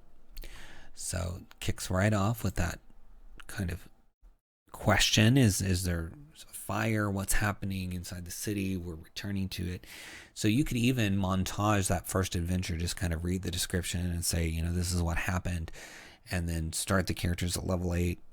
Maybe you've wanted to always start a campaign at 8 to get into this, or you could seek out that other adventure and start with that, or lead into it from a different adventure. I mean, there's just so many options, and I love all the artwork and the concepts, and it's already got 2 5-star ratings, and the previous one was successful, so it's platinum bestseller, so it means the previous one sold 1,000 or more copies, 1,001 or more copies. So I definitely think there's going to be some good stuff in here for you, and you can get it temporarily for $4.99. So check it out while it's still available at that great price under War for the Throne in the links below. Give it a click. Next, we have Wards of the Winter Council, a collection of Yuletide subclasses from Daylight Publications. It's $6 for 15 pages, and it's got a domain of delight in it called Nordvender, which is kind of like a Christmassy themed domain of delight, if you will. So you get this nice little region that you can put into the Feywild, or it doesn't have to be in the Feywild, it doesn't have to be a domain of delight. It can just be another location somewhere. And I think that's exciting. And it says the Winter Council is a dedicated group of Fey nobles who, within their own small groups within the confines of Norvender, have establishing themselves as the vassals of some of the towns across the snowy landscape. Originally, they were small fighting factions, but then the arrival of Father Sonorath became a calming force amongst them all and helped to unify them for the betterment of the peoples of Norvender. Those who might find themselves in Norvender are offered jobs and homes within the towns of the Winter Council, and below are those jobs. And then it says this revamped collection of our original Christmas theme subclasses is brought together into one cohesive place with more lore on the wintry Fey domain of Norvender, refreshed mechanics, and all original art from Kelsey Baratel. So very cool. Yeah, so far the art that I've seen looks really nice. And I'll just say, there's been some new domains of delight come out since Wild Beyond the Witchlight. Wild Beyond the Witchlight has Prismeer in it, but not many of them come with maps. We did one in our Feywild companion for Dualis. We have a nice map in there. This now has one for Norvender. So if you want to have 3 domains of delight with maps, and you've already got those other books, then this could be a third one for you to get a map going, or even your first. If you don't have those other books, that's fine. You can get one with a map. And I think that's really helpful with these domains of delight, because you can list all the places, but without a map, it just doesn't feel whole, or like you really have an understanding of everything going on. So I'm excited that this book also has a map. So now we have a third domain that's got maps, and there may be some out there that I just haven't seen, but on the ones I've seen on this show or looked at on my own, I haven't seen any other domains of delight with maps besides this one and the one in my book, and then the one, of course, in Wild Beyond the Witchlight. But here's the map, and I mean, look at how beautiful it is. They've got this Sanaheim, and it's hard to read because it's sideways, but you can get the idea. It's got a lot of fun stuff. Castle Krampus down here, so that might be where Krampus lives. But it's perfect for a domain of delight. These kind of fairy tale things are perfect for Feywild. So it's nice that they've got this going on. And then through reading about these different things, the Nutcracker Legionnaire and the Sugar Plum Ranger and the Gingerbread Rogue, the Oath of Cheer, so all these fun subclasses, Circle of the North Pole, Spirit of Yule, you can kind of get an idea of the domain a little bit. And there's a lot of room for you to invent here, because I'm sure not every location on here is covered. So you can create your own lore as well. So just looking at the Ranger here, it says the town of 𝙤𝙤𝙧 is the seat of the Sugar Plum Fairies, overseen by Lady Mina Sweettooth. The Sugar Plum Fairies are fierce warriors and powerful trackers, and only a few ever take non-Fey apprentices. Every few centuries, one of those ranger apprentices are gifted with the powers of the Sugar Plum Fairies by Lady Mina. Some would say sugar, spice, and everything nice. However, Many have laughed at the title the ranger carries, only to be woefully mistaken. So, yeah, you'd be called a sugar plum ranger, but maybe you're pretty dangerous. So, you gain a small sugar plum fairy companion at 3rd level who follows you everywhere.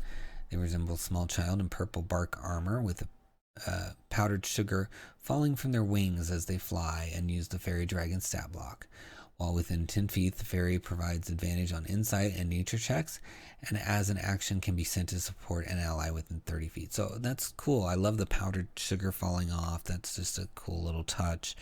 At 7th level, you receive a quiver of 20 sugar plum arrows, which when spent, refill at dawn. These arrows deal an additional 1d6 acid damage on top of your bow's damage, and the target must roll a wisdom saving throw. If they fail, they are stunned until the beginning of their next turn as they see visions of sugar plums dancing in their heads. So very fun, thematic little things going on in here, plus a whole domain of delight for $6. So check it out under Wards of the Winter Council in the links below and give it a click. Next, we have Weird Stuff I Found on Top of a Wizard's Tower by Isaac May. It's $1. And this is part of a series. We've covered a few of the, not all of the books in the series, but a few of the books in the series for Weird Stuff I Found blank. So it's fun. It says a tall spire pierces the heavens, standing as a monument to power. A secret exit from the top floor of the tower leads out to a fully finished roof with a hot spring, magic carpet dock, and several instruments for measuring magical potential. Perhaps the roof of the tower contains a fully stocked atelier, a place where experiments have a place to escape should they go awry. The kinds of items you find atop your wizard's tower shouldn't always be the same as you'd find within it. You may find a magical weather-telling device that sometimes rattles off a fortune for free. You'll see a ladder hanging over the edge that grows to any possible height, even clipping the clouds. Atop the spire, an energy rod is installed to fuel the magic of the mage within and without. So all kinds of stuff that is connected to literally the roof of a wizard's tower, which is cool. I don't think that's been explored too much. And it's all for $1. Let's take a look inside. 3 pages. You get to see out of the 6, so you get to see half the book in the preview. So you got the weather vane, wand of words, energy rod, transplanter harvest box, ladder of growth, etc. Flicker point. Let's read the transplanter harvest box because we've had a lot of planner stuff today. It's a wondrous item, uncommon, requires attunement. This 5-foot square garden box is fit for growing herbs and vegetables. The garden is sectioned into 8 spaces so that cross growth is avoided. You can use a minute-long ritual to access the garden box from anywhere, even another plane. During this time, you can water the garden, till the soil, or even harvest its contents, given you have the proper tools on hand. You can access the box for up to 1 hour each day. Once you've accessed it for that length of time, you must wait until the next day at dawn until you can do so again. So it's not like super powerful, but it's flavorful. It's like a ribbon. You have this little garden you pop off to water once a day. It could be a good story point. Like where did the wizard go? Where did he go? What's he up to? You're always disappearing on me, wizard. And then you find out, oh, it's because they have this little garden. So that could be fun. And that's just one of all the items in here. They got Wand of Words. This wand has 3 charges. While holding it, you can use an action to expend one of its charges to paint words, up to 20 of your choice, across the surface of an object, size tiny to large. These words can be painted on the surface of a larger object or building, but they only occupy up to a 10 by 10 foot space. You determine the color of the word, style of writing, and language they are written in. The words remain on that object until removed. To remove the words, one must use 1 barrel of clean water. The wand regains all expended charges daily at dawn. If you expend the wand's last charge, roll a d20. On a 1, the wand shatters into a cloud of shimmering dust. So, fun communication tool. It's a common item. Sounds appropriate to be able to give a message. And yeah, I like it. Lots of flavorful, interesting things that you'd find on top of the Tower of the Wizard. And that we just read a couple. You can read more in the preview or grab the whole thing for $1 and find out what's in there. So check it out under Weird Stuff I Found on Top of the Wizard's Tower in the links below and give it a click. Next, we have the Yuletide Bestiary, a monster manual supplement for the Christmas Grinch and all of us, a darker take on the Christmas mythos. Forrest Ray is the author, $2.95 for 19 pages. It says, holidays got you down. Are stress and guilt the only gifts that really keep giving this time of year? Stick it Christmas with this dark spin on some of the holiday's best known characters. The Christmas elves' busy industry has melted the snow and freed the demon Santa Claus from its icy prison. The jolly fiend quickly got busy recruiting the worst creatures the frozen wraiths had to offer in a bid to wreak sugary havoc on the world's unsuspecting realms. So you get 10 Christmas creatures to torment intrepid adventurers, 2 new spells, 2 new magical items, the Christmas elves as a character race, and a new warlock option for those wishing to join forces with the great holiday chimney creeper. Interesting. So another cool holiday themed book that you can use. And you could probably even tweak some of this to be not holiday themed, just use some of the concepts, change some of the names. So that's cool too. So you get to see 6 of the 19 pages in the preview. So you've got the Christmas elves here with the stat block, and then the elf on the shelf, which is fun, and a gingerbread folk with some fun artwork. And let's read a little bit about the gingerbread folk. It says, creations of confectionery malice, Mrs. Claus bakes these twisted constructs in the fiery belly of her infernal oven. These soulless pastries form the legions that Santa will soon disperse across the land to lay low the realms of the prime material. They also guard Santa's workshops, and they keep the elves in line, laboring to head off any attempts at rebellion. More powerful creatures often enjoy dipping these cruel treats in eggnog. So, in this story, Santa's kind of, it seems like a bad person, so that's cool. And then you got the elf on the shelf. Santa's little spies, elves on shelves, keep watch over the Christmas elves, often out of sight and always just out of reach, lest a stray hand rob them of their magic. Behind the workshop, these tiny fiends also spy on children, in whom they delight in inflicting lasting paranoia and lingering doubts regarding just what exactly constitutes good and bad deeds. So yeah, you can even play into some of these things, maybe even use some of the decorations you have around the house to kind of really, you could serve gingerbread cookies as you're talking about this, lots of fun options. You got spells, magic items, and then the racial traits for Christmas elves, and that warlock option here at the end. We don't see those in the preview, but we know they're in there, so that's cool. And lots of characters, including Krampus, Santa Claus, Yule Tree, snowmen, elves on the shelves, all kinds of fun stuff. And I always like talking about the elf on the shelf with my nephews and my niece. It can induce paranoia, so I like that the author is playing into that. But it looks like a lot of fun, and like I said, you could probably have this be a take on it even in the middle of the year. Just change it to some other kind of cookie man or some other kind of little paranoia-driven elf, and wreak havoc on it anytime. So check it out under Yuletide Bestiary in the links below and give it a click. Well, that's our last DM's Guild title for the week. Before we move on to DriveThruRPG, please follow me on Twitter at Splinterverse, subscribe to the channel here on YouTube, like the video, leave us a comment. I will respond to all those comments. Share the video around so that your friends can learn about this series and find these new titles. Please click the links in the video description to support these creators, check out their works, browse around. And if you buy anything after you've clicked on the link, even if it's not a title we covered, we do get a tiny amount from an affiliate fee, which supports the channel. And if you're feeling especially kind, consider purchasing one of the books that we produced through Splinterverse Media. Those are all listed in the video description. We've got the Feywild Companion, which is now a platinum bestseller.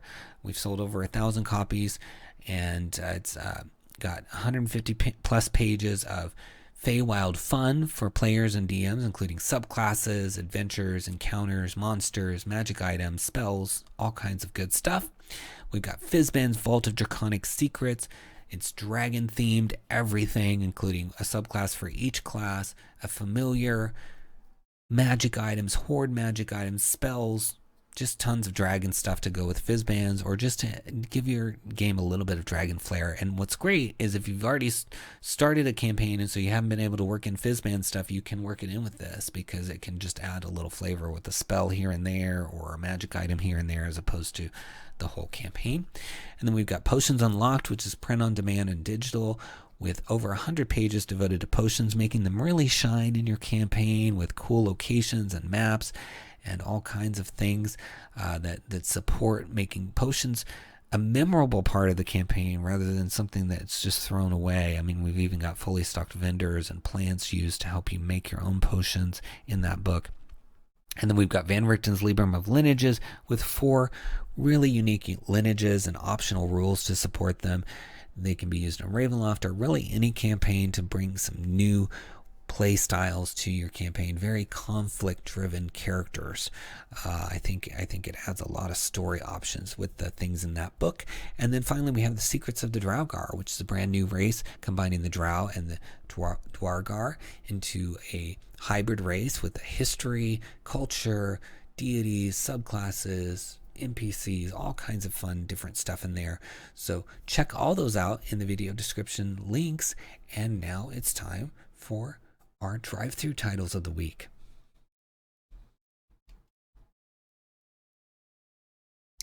Before I start talking about drive-through this week, I should mention that their site has gone through an overhaul.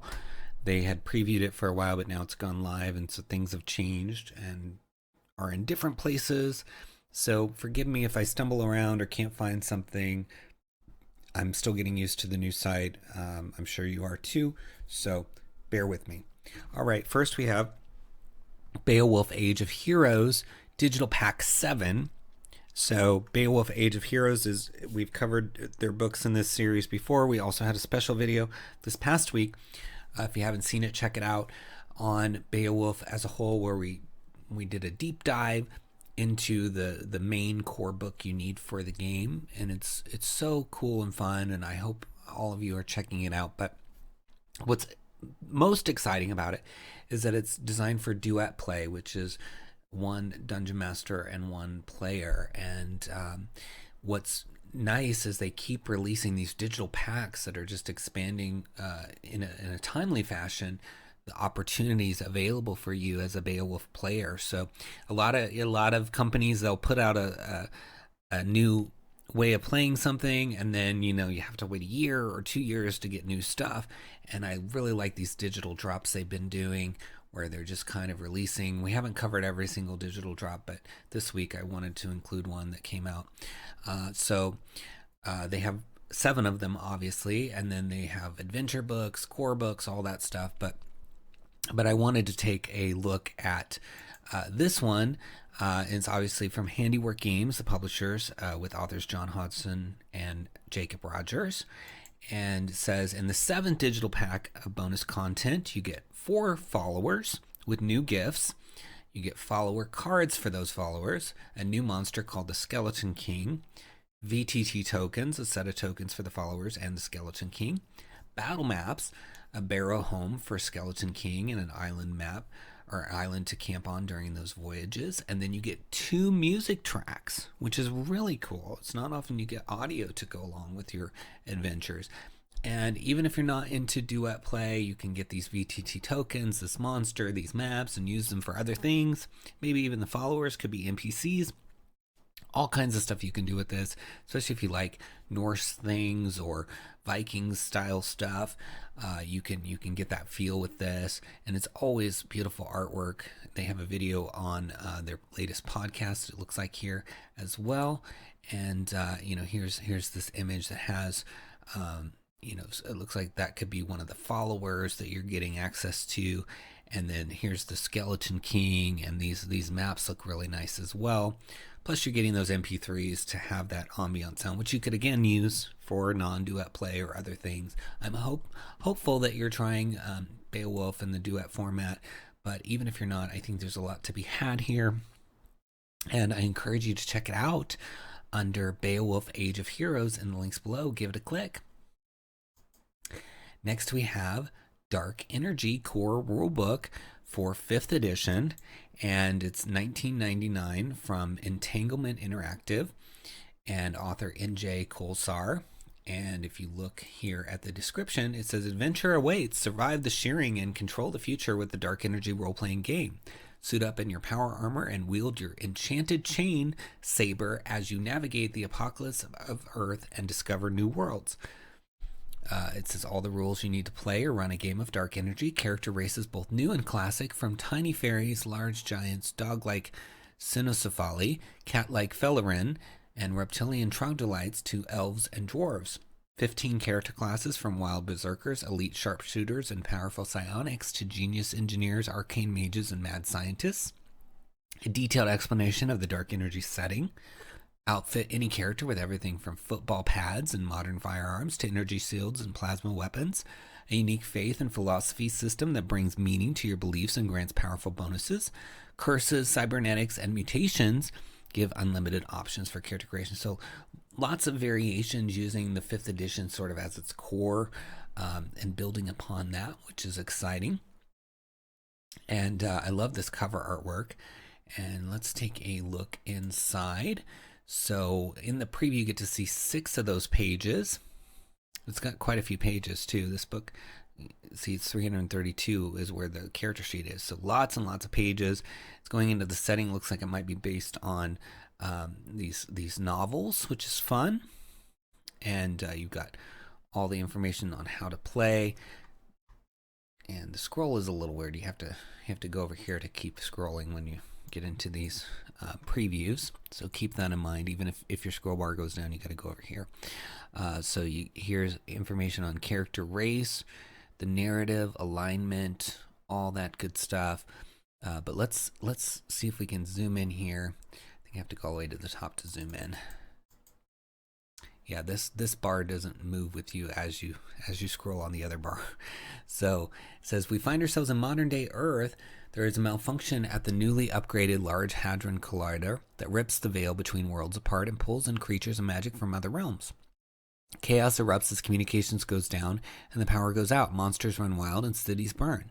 But there are those who survive, and some discover they have amazing powers. Enemies like orcs are not the only creatures to emerge from the shearing of the veil.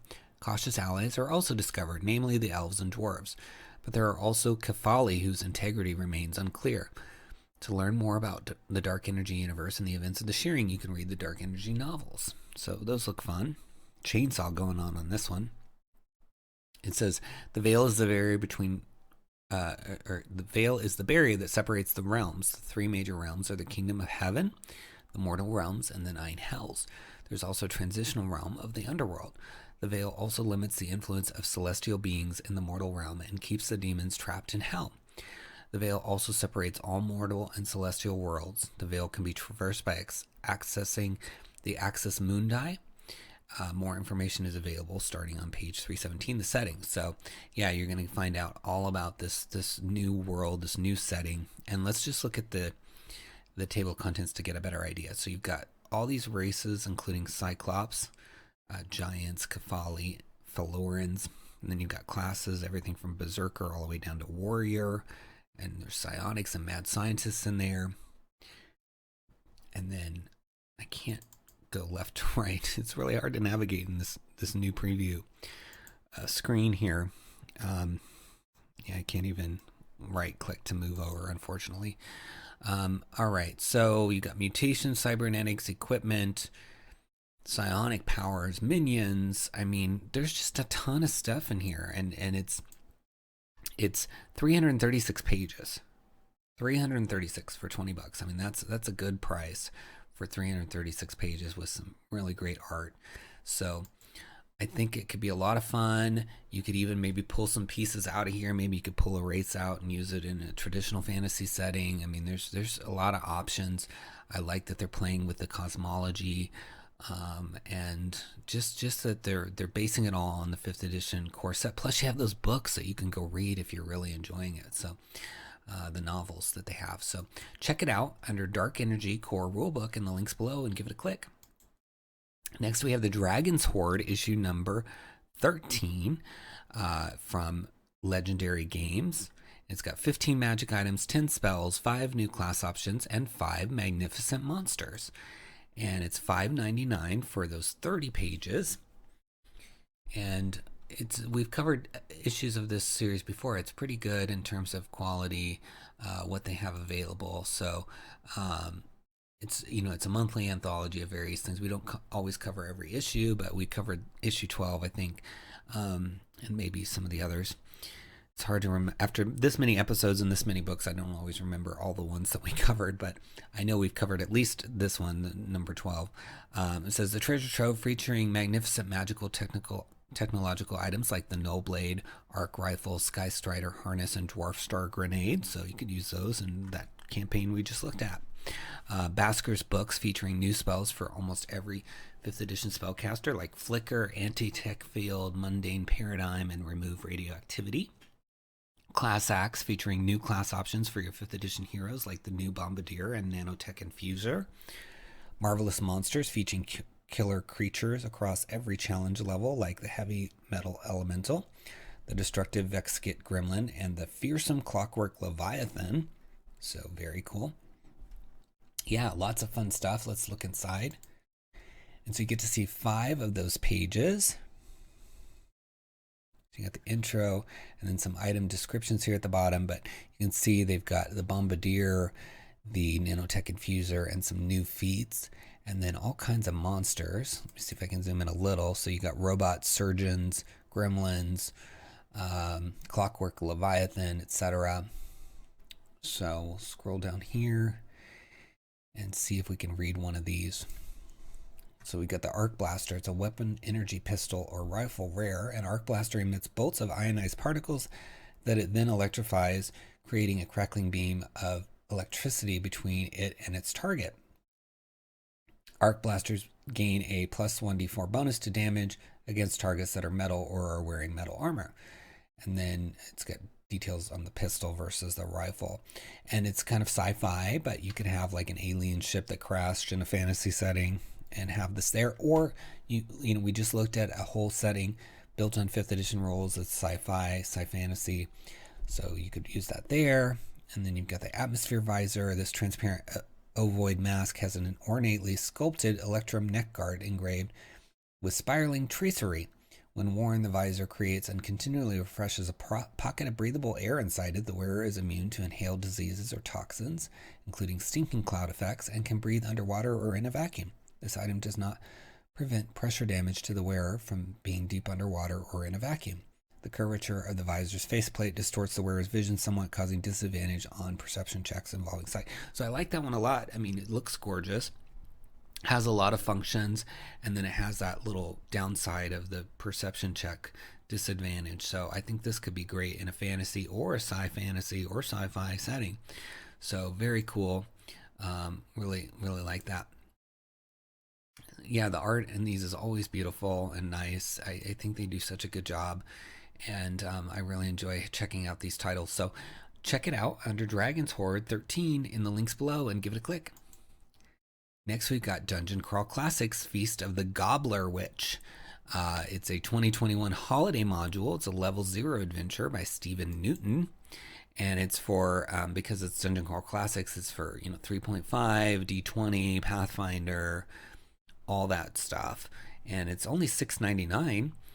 And it's by Stephen Newton, as I mentioned earlier. It's 16 pages, and it's from Goodman Games.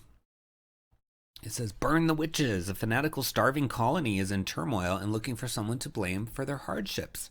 When the PCs are accused of causing the crops to fail, there becomes only one means to stay their death sentences: face the dangers of their savage island and recover the holy scythe of Mayflower stolen by the witch Abatit. If the PCs are successful, a ceremony of thanks will be served in their honor. If they fail, they will find themselves unwilling participants in the blood feast of the Gobbler Witch.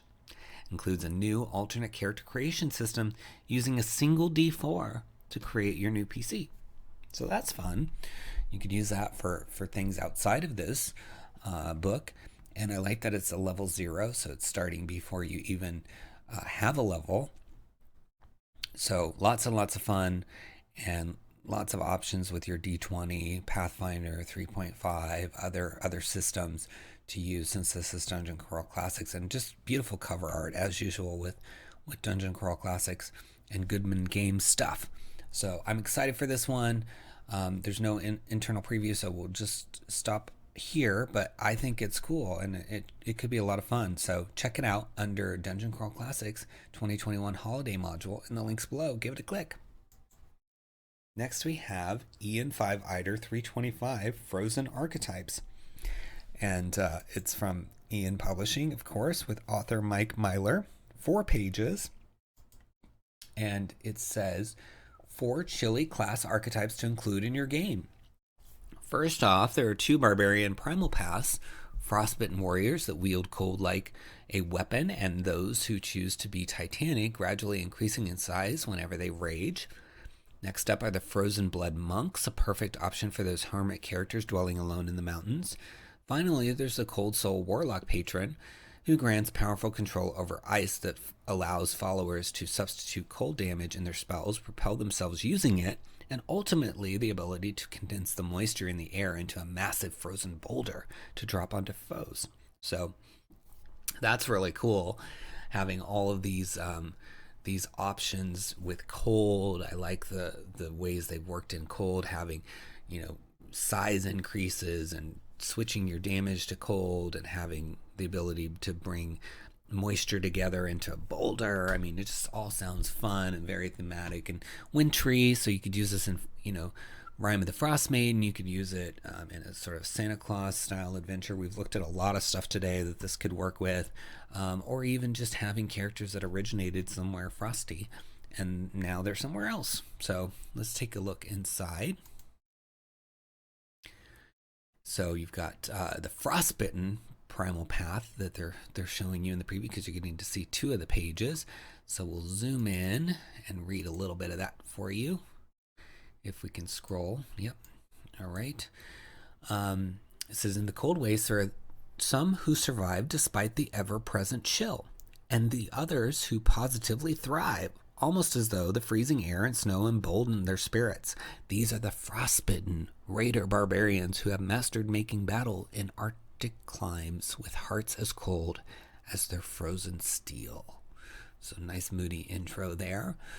Starting when you choose this primal path at 3rd level, you gain resistance to cold damage. While raging, you gain immunity to cold damage, and your first successful weapon attack on your turn each round deals extra cold damage equal to 1d6 plus half your level. And then at 6th level, you learn how to make snow sustain you. You can eat snow as if it were food, gaining all the benefits that you would normally get from eating a meal. When you have eaten nothing but snow since your last long rest, at the end of the long rest, you gain a number of temporary hit points equal to your barbarian level. So fun, snow eating stuff. I like that. And let's see what else we got over here. So this is the start of the Titanic Primal Path. So I'll just read the intro to that. It's said by many that size matters, and that it is never more true than in the icy lands of giants when brawn is set up against brawn. Warriors that embrace this philosophy light the fires of their rage into an inferno that causes them to expand, briefly transforming them into giants themselves to better lay waste to their foes. So you've got enlarge happening here and increased enlarge, so you're getting bigger and bigger as you go through your levels. So fun stuff. I love that it's frozen themed. I think that has a place all over the place, whether it's in some of the stuff we've looked at earlier in this episode, or Rime of the Frost Maiden, or your homebrew sort of tundra, or even, like I said, having somebody come from that could be a great conflict on a character, right? Having them come from some like cold wasteland and ending up in a jungle, or some other climate, and having to be kind of a fish out of water, and maybe wowing people with their ability to harness all these cold things that they maybe don't get to see a lot. Maybe they can even make, some ice or snow or something. So lots of fun options. So look for it under 𝙤𝙤𝙪𝙧𝙬 number 325 in the links below. Give it a click. Next, we have Fantasy Roads, which is 5 maps with variants for a total of 40 maps from Corridine Maps. And it's $4.99. It says 5 maps of different roads with some variations, leaving a total of 30 maps that you can use in your adventure. There's a simple road, a road with sanctuary places, a road with ruined houses, and then there's different variants like rain, night, fog, fireflies, and you can even join them together to have a larger map. So I love the whimsical artwork style of these. So here you can see, I guess that's the rain, and then here's one of the other roads. Just looks so nice with some rain on it. And then there's the buildings. Yeah, I think these are all really fun, beautiful art style. I like the work here. I think people will really enjoy, having their miniatures on this as they do battle or adventure, looking for clues. So check it out under Fantasy Roads in the links below and give it a click. Next, we have Hyperborea Player's Manual for $12 for the PDF. It's from Northwind Adventures, and it works with OSR or classic D&D author Jeffrey Talanian. And I just love this cover. It's just so fun. It reminds me of old school like sci-fi novels, etc. It says it's a role-playing game of swords, sorcery, and weird science fantasy. And participants include a referee and one or more players. The referee prepares and presents the adventure material, etc. So that we kind of know all that. The heroes of Hyperborea game delve dungeons filled with horrifying monsters, lethal traps, and bewildering puzzles. They explore savage wilderness frontiers and dangerous borderlands. They probe ancient ruins and investigate cursed tombs. They match steel against sorcery and sorcery against steel, and they plunder for gold, gems, and magical treasure. It's a flat earth realm, hemmed in by mystical boreas like the north wind, and under the scarlet light of a bloated dying sun. Its roiling seas spill eternal over the world's rim. The world is in a perpetual state of decay and is populated by disharmonious men and women, hostile monsters, weird alien beings. The setting is adaptable and can be used independently or in conjunction with other milieu, published or homebrew. Indeed, Hyperborea might just be on the north wind of any campaign. And so they have several other books. They have Atlas that came out this week, and showing you the whole area. And then I think this one came out this week as well, the adventure. So if you're looking for more on Hyperborea, I think that would be a good place to look as well. Unfortunately, when I click on the preview, it is broken, so we can't show you the inside or read any of that. But maybe they'll get that fixed and you'll be able to take a look at it. I've seen some of the other Hyperborea stuff before, and I liked it. It was fun, flavorful. I like the sort of dark, older fantasy kind of style. So I think it has a lot to offer if you like OSR and old school stuff. I think you're going to really enjoy it. So check it out under Hyperborea in the links below and give it a click. Next, we have Jan's Token Pack 26 Forest Creatures. It's $5.99, and of course it works with any system because it's just tokens.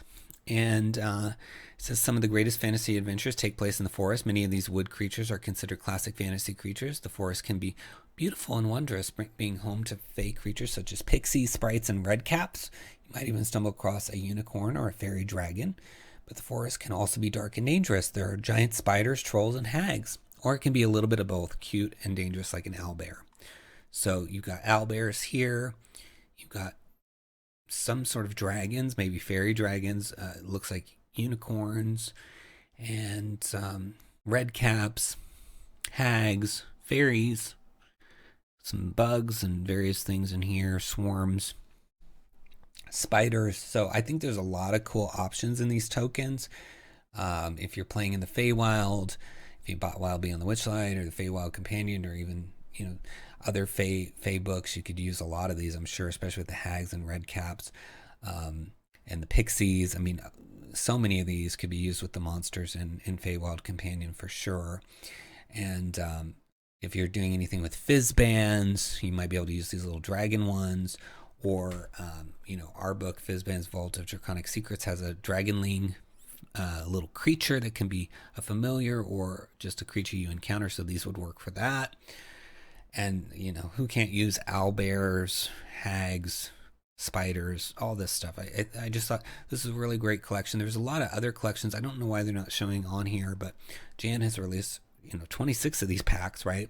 So there's a lot of other ones out there to check out from Jan and enjoy, because I do find them quite good, especially if some people prefer that top-down mini approach, and I feel like Jan does a really good job of capturing that top-down mini look, and others like other looks. But if you like that top-down look, which to me, most maps are top-down, right? So when you put a mini on it that is top-down as well, you're kind of being more realistic as to how it's going to look. Other minis are great, but they may have a different POV. It might be, you know, portrait or something, which is not necessarily in keeping with the map that you're putting it on. So nothing wrong with that. People like that. I played that way, and it's fine. I just, if you really want it to match perfectly, you might want to have something like this going on. So yeah, check it out under Jan's Token Pack 26, and check out some of Jan's other stuff. You can get to that by clicking on this details tab and then clicking on Jan to see some of the other things from Jan, or searching here. But yeah, first start by clicking on Jan's Token Pack 26 in the links below and checking it out. All right, next we have Notable Novices and Notorious Newcomers, which is for basic BECMI, old school D&D, Labyrinth Lord, Swords and Wizardry, you know, basically all this OSR stuff. It's from Axiom Spice. It's 24 pages, and it says it's a set of optional rules for old school essentials and compatible with other old school clones. It offers 3 tables: Who Are You?, which gives the reasons why the party quickly welcomes a new party member, such as when a replacement character is rolled mid-session. What's Your Story?, which provides the previous adventuring career of a freshly rolled character that is level 2 or higher. The Looted Items table provides the magic items they've looted during such adventures and has different columns based on character class. These tools and tables aim at providing quick, interesting details and at injecting more story into the campaign. Sometimes the results are simple and bear little to no consequence, and sometimes the result may produce a significant change in the character's stories. So there's one PDF designed for screens and another designed for print at home on A4 paper with easy to fold, because it's like a pamphlet style book. If you take a look inside with me here, you'll see so this is like the back or the inside, and this is the other side of that. So you fold it and it looks like a pamphlet. So you staple it together and you've got like this pamphlet that's long, which is kind of a fun way of doing it. So let's zoom in and read a little bit of this stuff. So you get the introduction, the instructions. So I gotta scroll down to get access to this. It's really frustrating, this new preview thing. To get to see up here, I gotta scroll all the way down. I'm not sure why this outer border that lets you zoom in and the scroll bars should be independent of what's inside. Like when you scroll, you shouldn't lose access to these things. So but they're working out the kinks, so hopefully they'll make some adjustments and make it easier to look at things as they work through stuff. All right, and they do have this button if you're using the site and you have any issues or any things you want to see different, like what I just described. Click this button and you can just type in an anonymous note as to things that you want to see fixed or changed with the new site. So, Who Are You table? It says uncomfortable results. Some players may feel uncomfortable with some of the results. With regards to role-playing, the referee should allow them to roll again. So the first one is the new character is hitherto unknown stepbrother or stepsister of another party member. Adventure runs in the family blood. It seems the two of them are so happy to having met, they both receive a plus 5% experience points as long as they both are alive. The bonus only applies for sessions both characters participate in. So that could work even in 5th edition. I know this is for OSR, but a lot of these I think could work in 5th edition because there's no mechanics in a lot of these entries. So don't let the fact that it says, OSR put you off. There are some, 10%, 1D 100s, etc. So you would have to look at those as a DM and decide, okay, is that appropriate for 5th edition? Do I need to tweak that number at all? But there's quite a few entries that don't have that, and any crafty DM, experienced DM can work around these things and make it work for 5th edition as well. So here's another one. The new character has a crush on another party member and is eager to show their worth and bravery. That's cool. That's a good intro of character. So yeah, and then that list goes on, so you're getting to see quite a bit of it. And then What's Your Story table. The character did something not exactly heroic and received a not exactly heroic nickname, such as the Bungling or the Botcher, for the exact type of action roll again, but assume the result was disastrous. So that's fun character building and details. It says the character helped a local temple and received 1d4 potions of healing and 1d4 vials of holy water. Again, that could work for 5th edition as well. So don't rule out this book if you're not playing OSR. Yeah, tons of stuff. The character discovered an important secret such as plan's weakness or true power of the faction or NPC or the exact location of a lost or secret place. So lots of little prompts in here for story building, addressing why somebody's not around, and it's pay what you want at $1.49. And you can adjust the price using these tick boxes or type in your own. So I like it a lot, and I think it's going to be usable for any version of Dungeons and Dragons or even other games. So check it out under Notable Novices in the links below and give it a click. Next we have Ozaka's Guide to Legions. It's also 5th edition compatible by Chamomile Has Adventures and Virgil Clemens and Chamomile. $4.99 for the PDF, and it is 42 pages. It says Ozaka's Guide to Legions is a zine-size guide to giants and war for 5th edition. Stride into battle, head and shoulders, waist, and possibly knees above the rest, with new playable giants from ogres and trolls up to the mighty fire, frost, and storm giants. These mighty juggernauts have incredible size and strength, but only 2 magic item slots, and can attune one of them to their own giant's nature to unlock elemental powers like storm giant's control of the weather or a fire giant's mastery of flame. Lead armies into battle with a new system for strategic combat, more massive than mass battles, allowing you to lead multiple armies in a fight across several different fronts.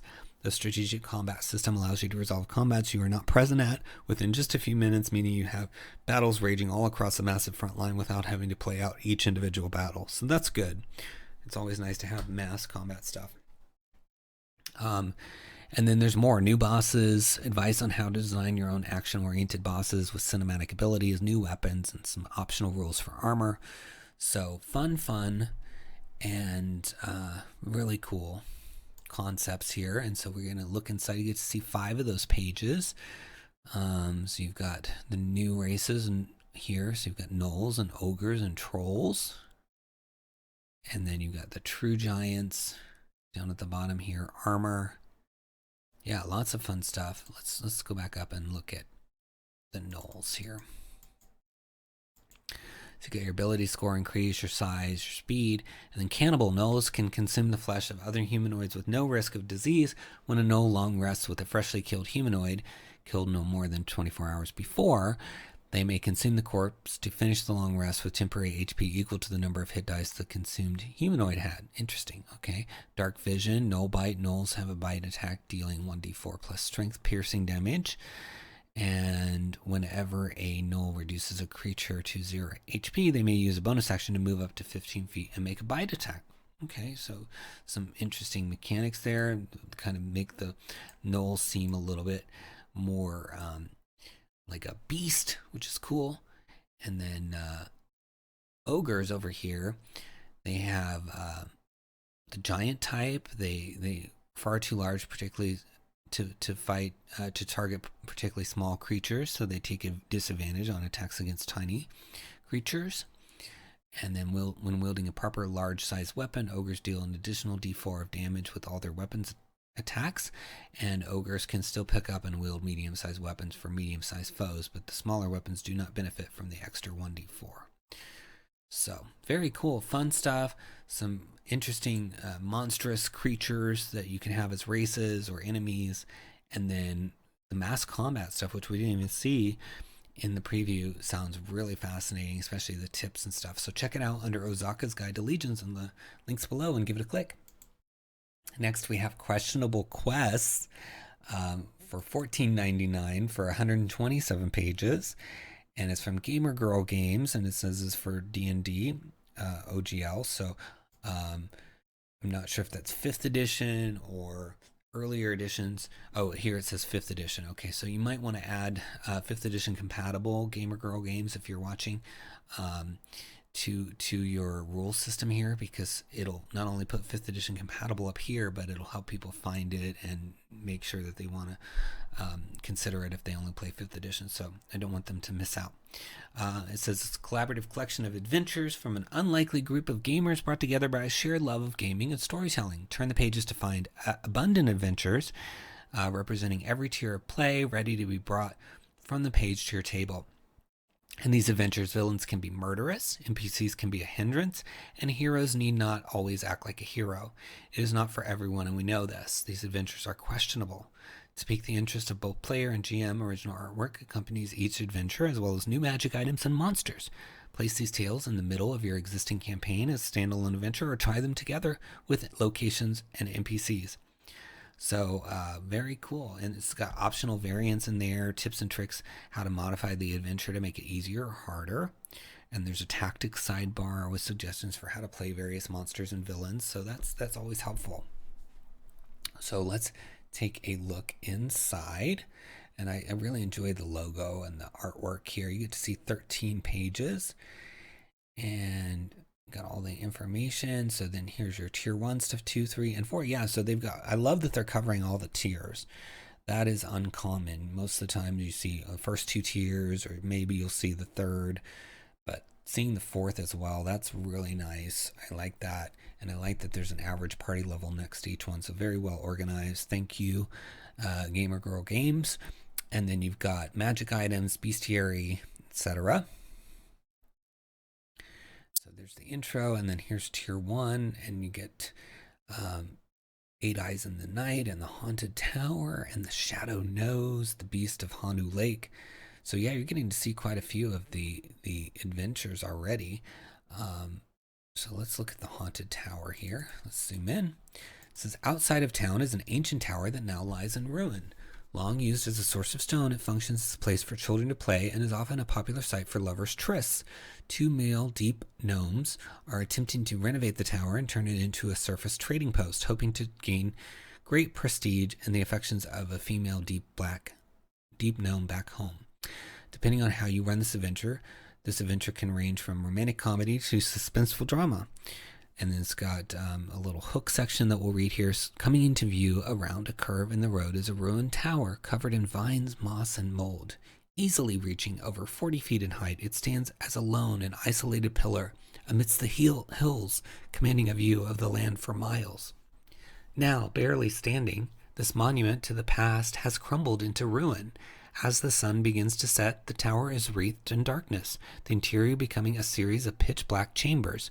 Near the base of the tower, small motes of light flicker and spread in the gloom, providing a haunting illumination of the deteriorating stonework. What is it that is in there? So I love the visualness of that little reading that you would do for your players, because you've got these little light motes of light that are floating around, and the crumbling stone. It just sets the tone very well. And then you've got some optional variants with monster tactics. And then unfortunately, I gotta scroll all the way down. But yeah, up here you've got conclusion, and it says, if the heroes instead kill the 2 deep gnomes, their clan will collapse the tower, sealing the passage to the surface and preventing access from the surface. So definitely consequences to the actions. I like that. I love the layout, the artwork, the concept, just everything about this, the organization of it. So I think you should check it out under questionable quests in the links below and give it a click. Next we have Roseate Growth, and it's $6.50 for 35 pages from a typical fall, and it's for any system agnostic, dungeon crawl classic, OSR, you name it. It's all there. And description, it says, a labor dispute at a valuable mine reveals the horrors that preceded it. The fossils of a little understood ancient plant glowing the color of a dragon's fruit are crushed to a fine powder and diluted into a rare, luxurious, and intoxicating spice with unknown consequences. A monastery of a small but influential religious order harbors a dark secret.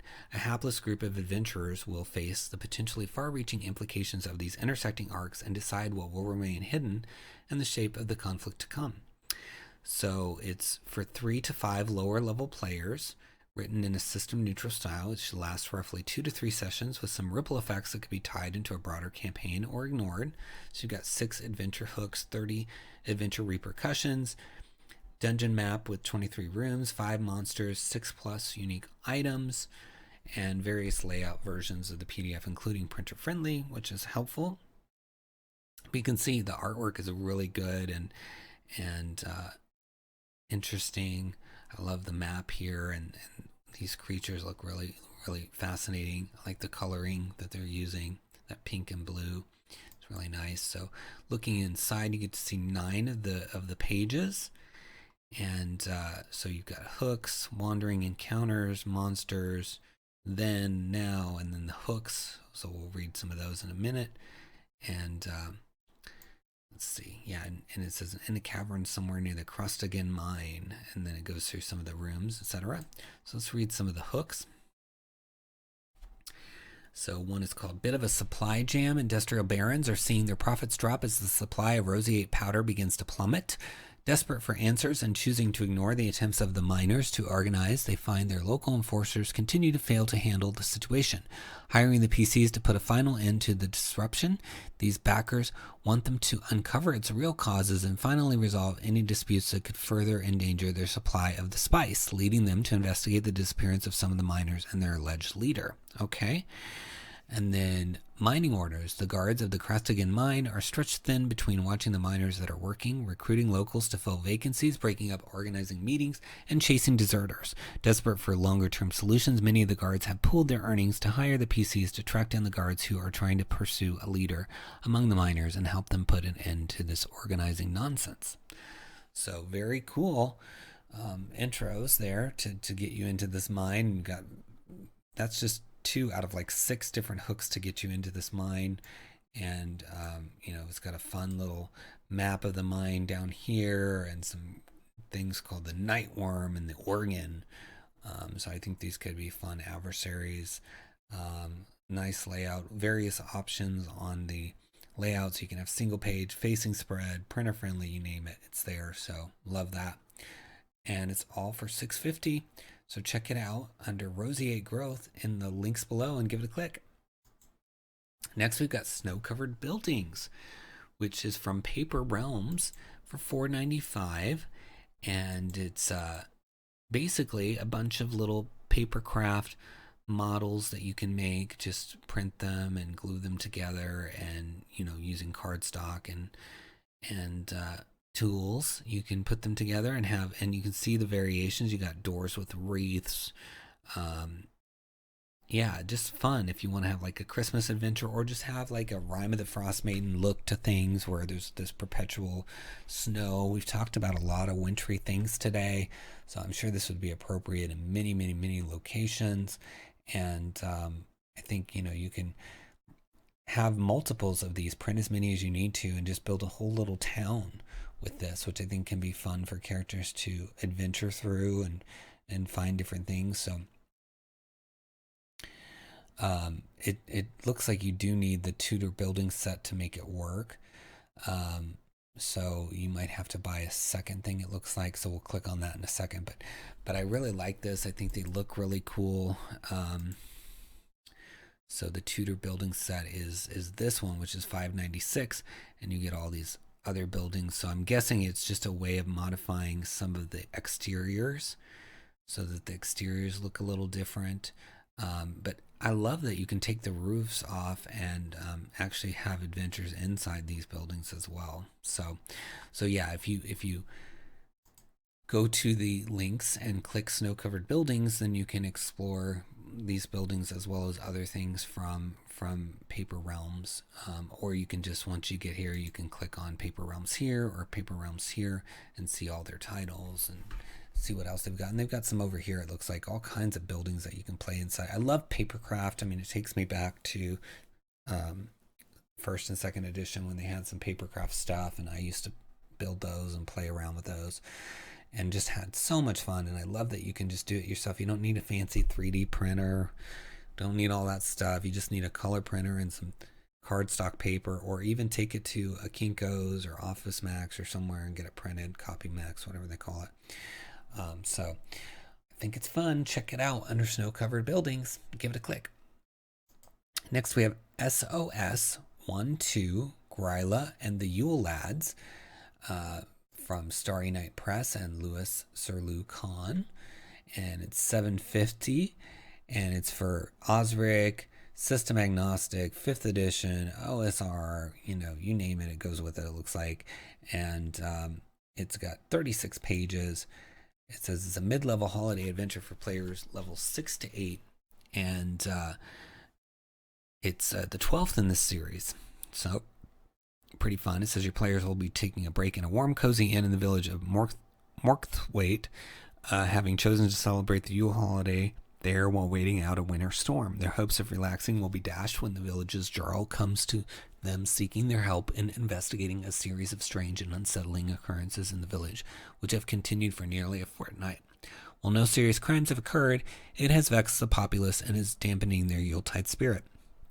While investigating, your players will discover a dark secret about a newcomer to the village, the beautifully young woman, Athvilgar, and her 13 small children who were abandoned in the village by her seemingly churlish and dishonorable husband just a fortnight ago, just about the time when all the strange pranks and thefts began.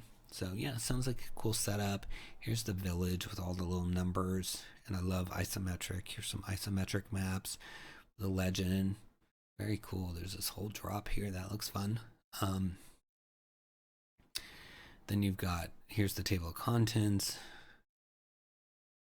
Yeah, I mean, just lots of fun stuff. Cool artwork. I like the cover as well. And, you know, it's a wintry as well, so you can use the village pieces we just looked at. You can use some of the subclasses from the 𝙤𝙤𝙬𝙬𝙧𝙬 thing that we looked at. I mean, all of these things can work together for a Christmas extravaganza, or even just some other wintry setting like Rime of the Frost Maiden, or just anything. So I think you should check it out under SOS 12 in the links below and give it a click. Next we have Sphere's Bestiary Aberrations for Pathfinder 1st edition, and it's $4.99 for 47 pages, and this is kind of a series from Drop Dead Studios where they covered the different creature types for Pathfinder. And it says here, for every intrepid hero who probes the secrets of the ancient ruins or cosmic frontiers, there is an alien being which will meet them. The Aberration Bestiary contains a variety of such adversaries utilized in the Spheres of Power and Spheres of Might system, with 20 such entities in all, ranging from classic foes such as the Aboleth and Drider to the versatile Phrenic Auxiliary to the mighty great old one, Ravazion. GMs should find no shortage of mighty and distinct foes within this book. Beyond the creatures themselves, the Aberration Bestiary offers new mechanics for tremendous vehicle scale creatures, new feats and talents for monsters, and a revised and compiled set of rules for psychological strain mechanics. Unlock the possibilities of aberrations and introduce players to the dangers beyond understanding. So yeah, there's lots of fun to be had with aberrations. So let's look inside. So you get to see 6 of the pages. Got all the creatures listed here. And if we zoom in, we can see they're covering quite a wide range of CRs. So you've got even a 28 here. Unfortunately, with the scrolling, I would have to scroll all the way down to get over to the other side. And you can see, continues on there. So we'll zoom back out so we can see what else we've got. We got the intro, monster options and templates with the feats, talents, and new universal monster abilities with additional templates. So lots of fun stuff to see in just this preview. So let's zoom in and look at some of the feats here. The following feats are options for monsters that are discouraged for player use due to their power and reliability. So an effortless magic is a casting class feature or racial sphere casting. Choose one magic sphere. When creating a sphere effect using that magic sphere, its total spent spell point cost is reduced by 1. You may take this feat multiple times, selecting a different magic sphere each time. And then you got Inherited Arms, Bound Equipment class feature. Add your racial hit dice to your Armorous level for the purpose of determining your bonus to your bound equipment and number of bound equipment you may possess.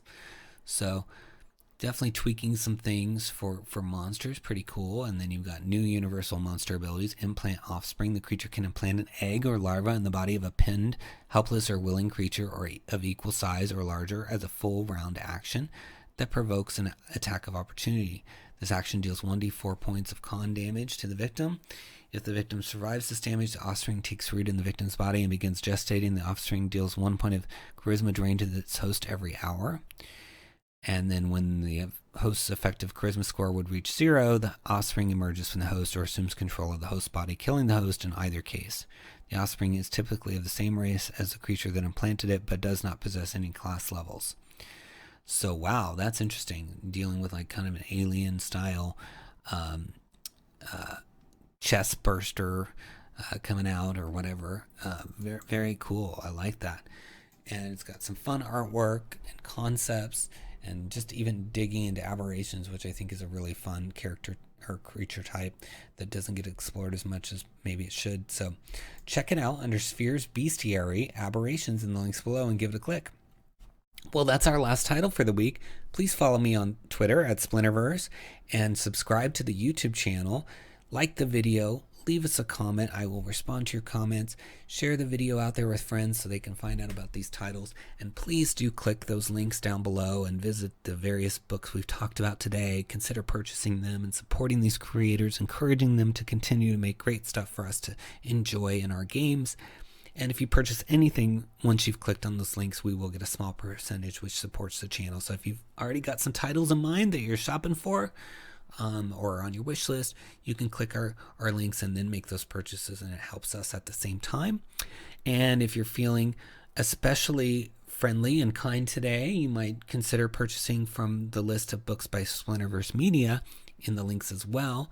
We've got 5 titles that we released in 2021, including Secrets of the Draugr, which is a brand new race that has deities and adventure hooks and all kinds of cool stuff with it. We've got Potions Unlocked, over 100 pages in print, on demand, and digital related to potions, potion locations. There's even this plant that attracts potions to it that's pretty fun. Various creature spells in there, and short stories for every potion. We've got Van Richten's Librum of Lineages, which talks about the concept of lineages, helps you manage them in your campaign, and gives you 4 very conflict-driven lineages that you can use to really make backstory creation easy. I mean, the backstories on these things are just going to come naturally. That's how creative these lineages are. And then we've got the Feywild Companion, which is over 150 pages of Feywild fun.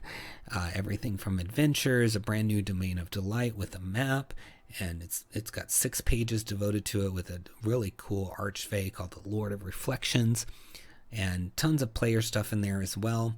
And then we've got Fizban's Vault of Draconic Secrets, which is dragon-themed. Everything from trinkets, adventure hooks, subclasses, spells, magic items.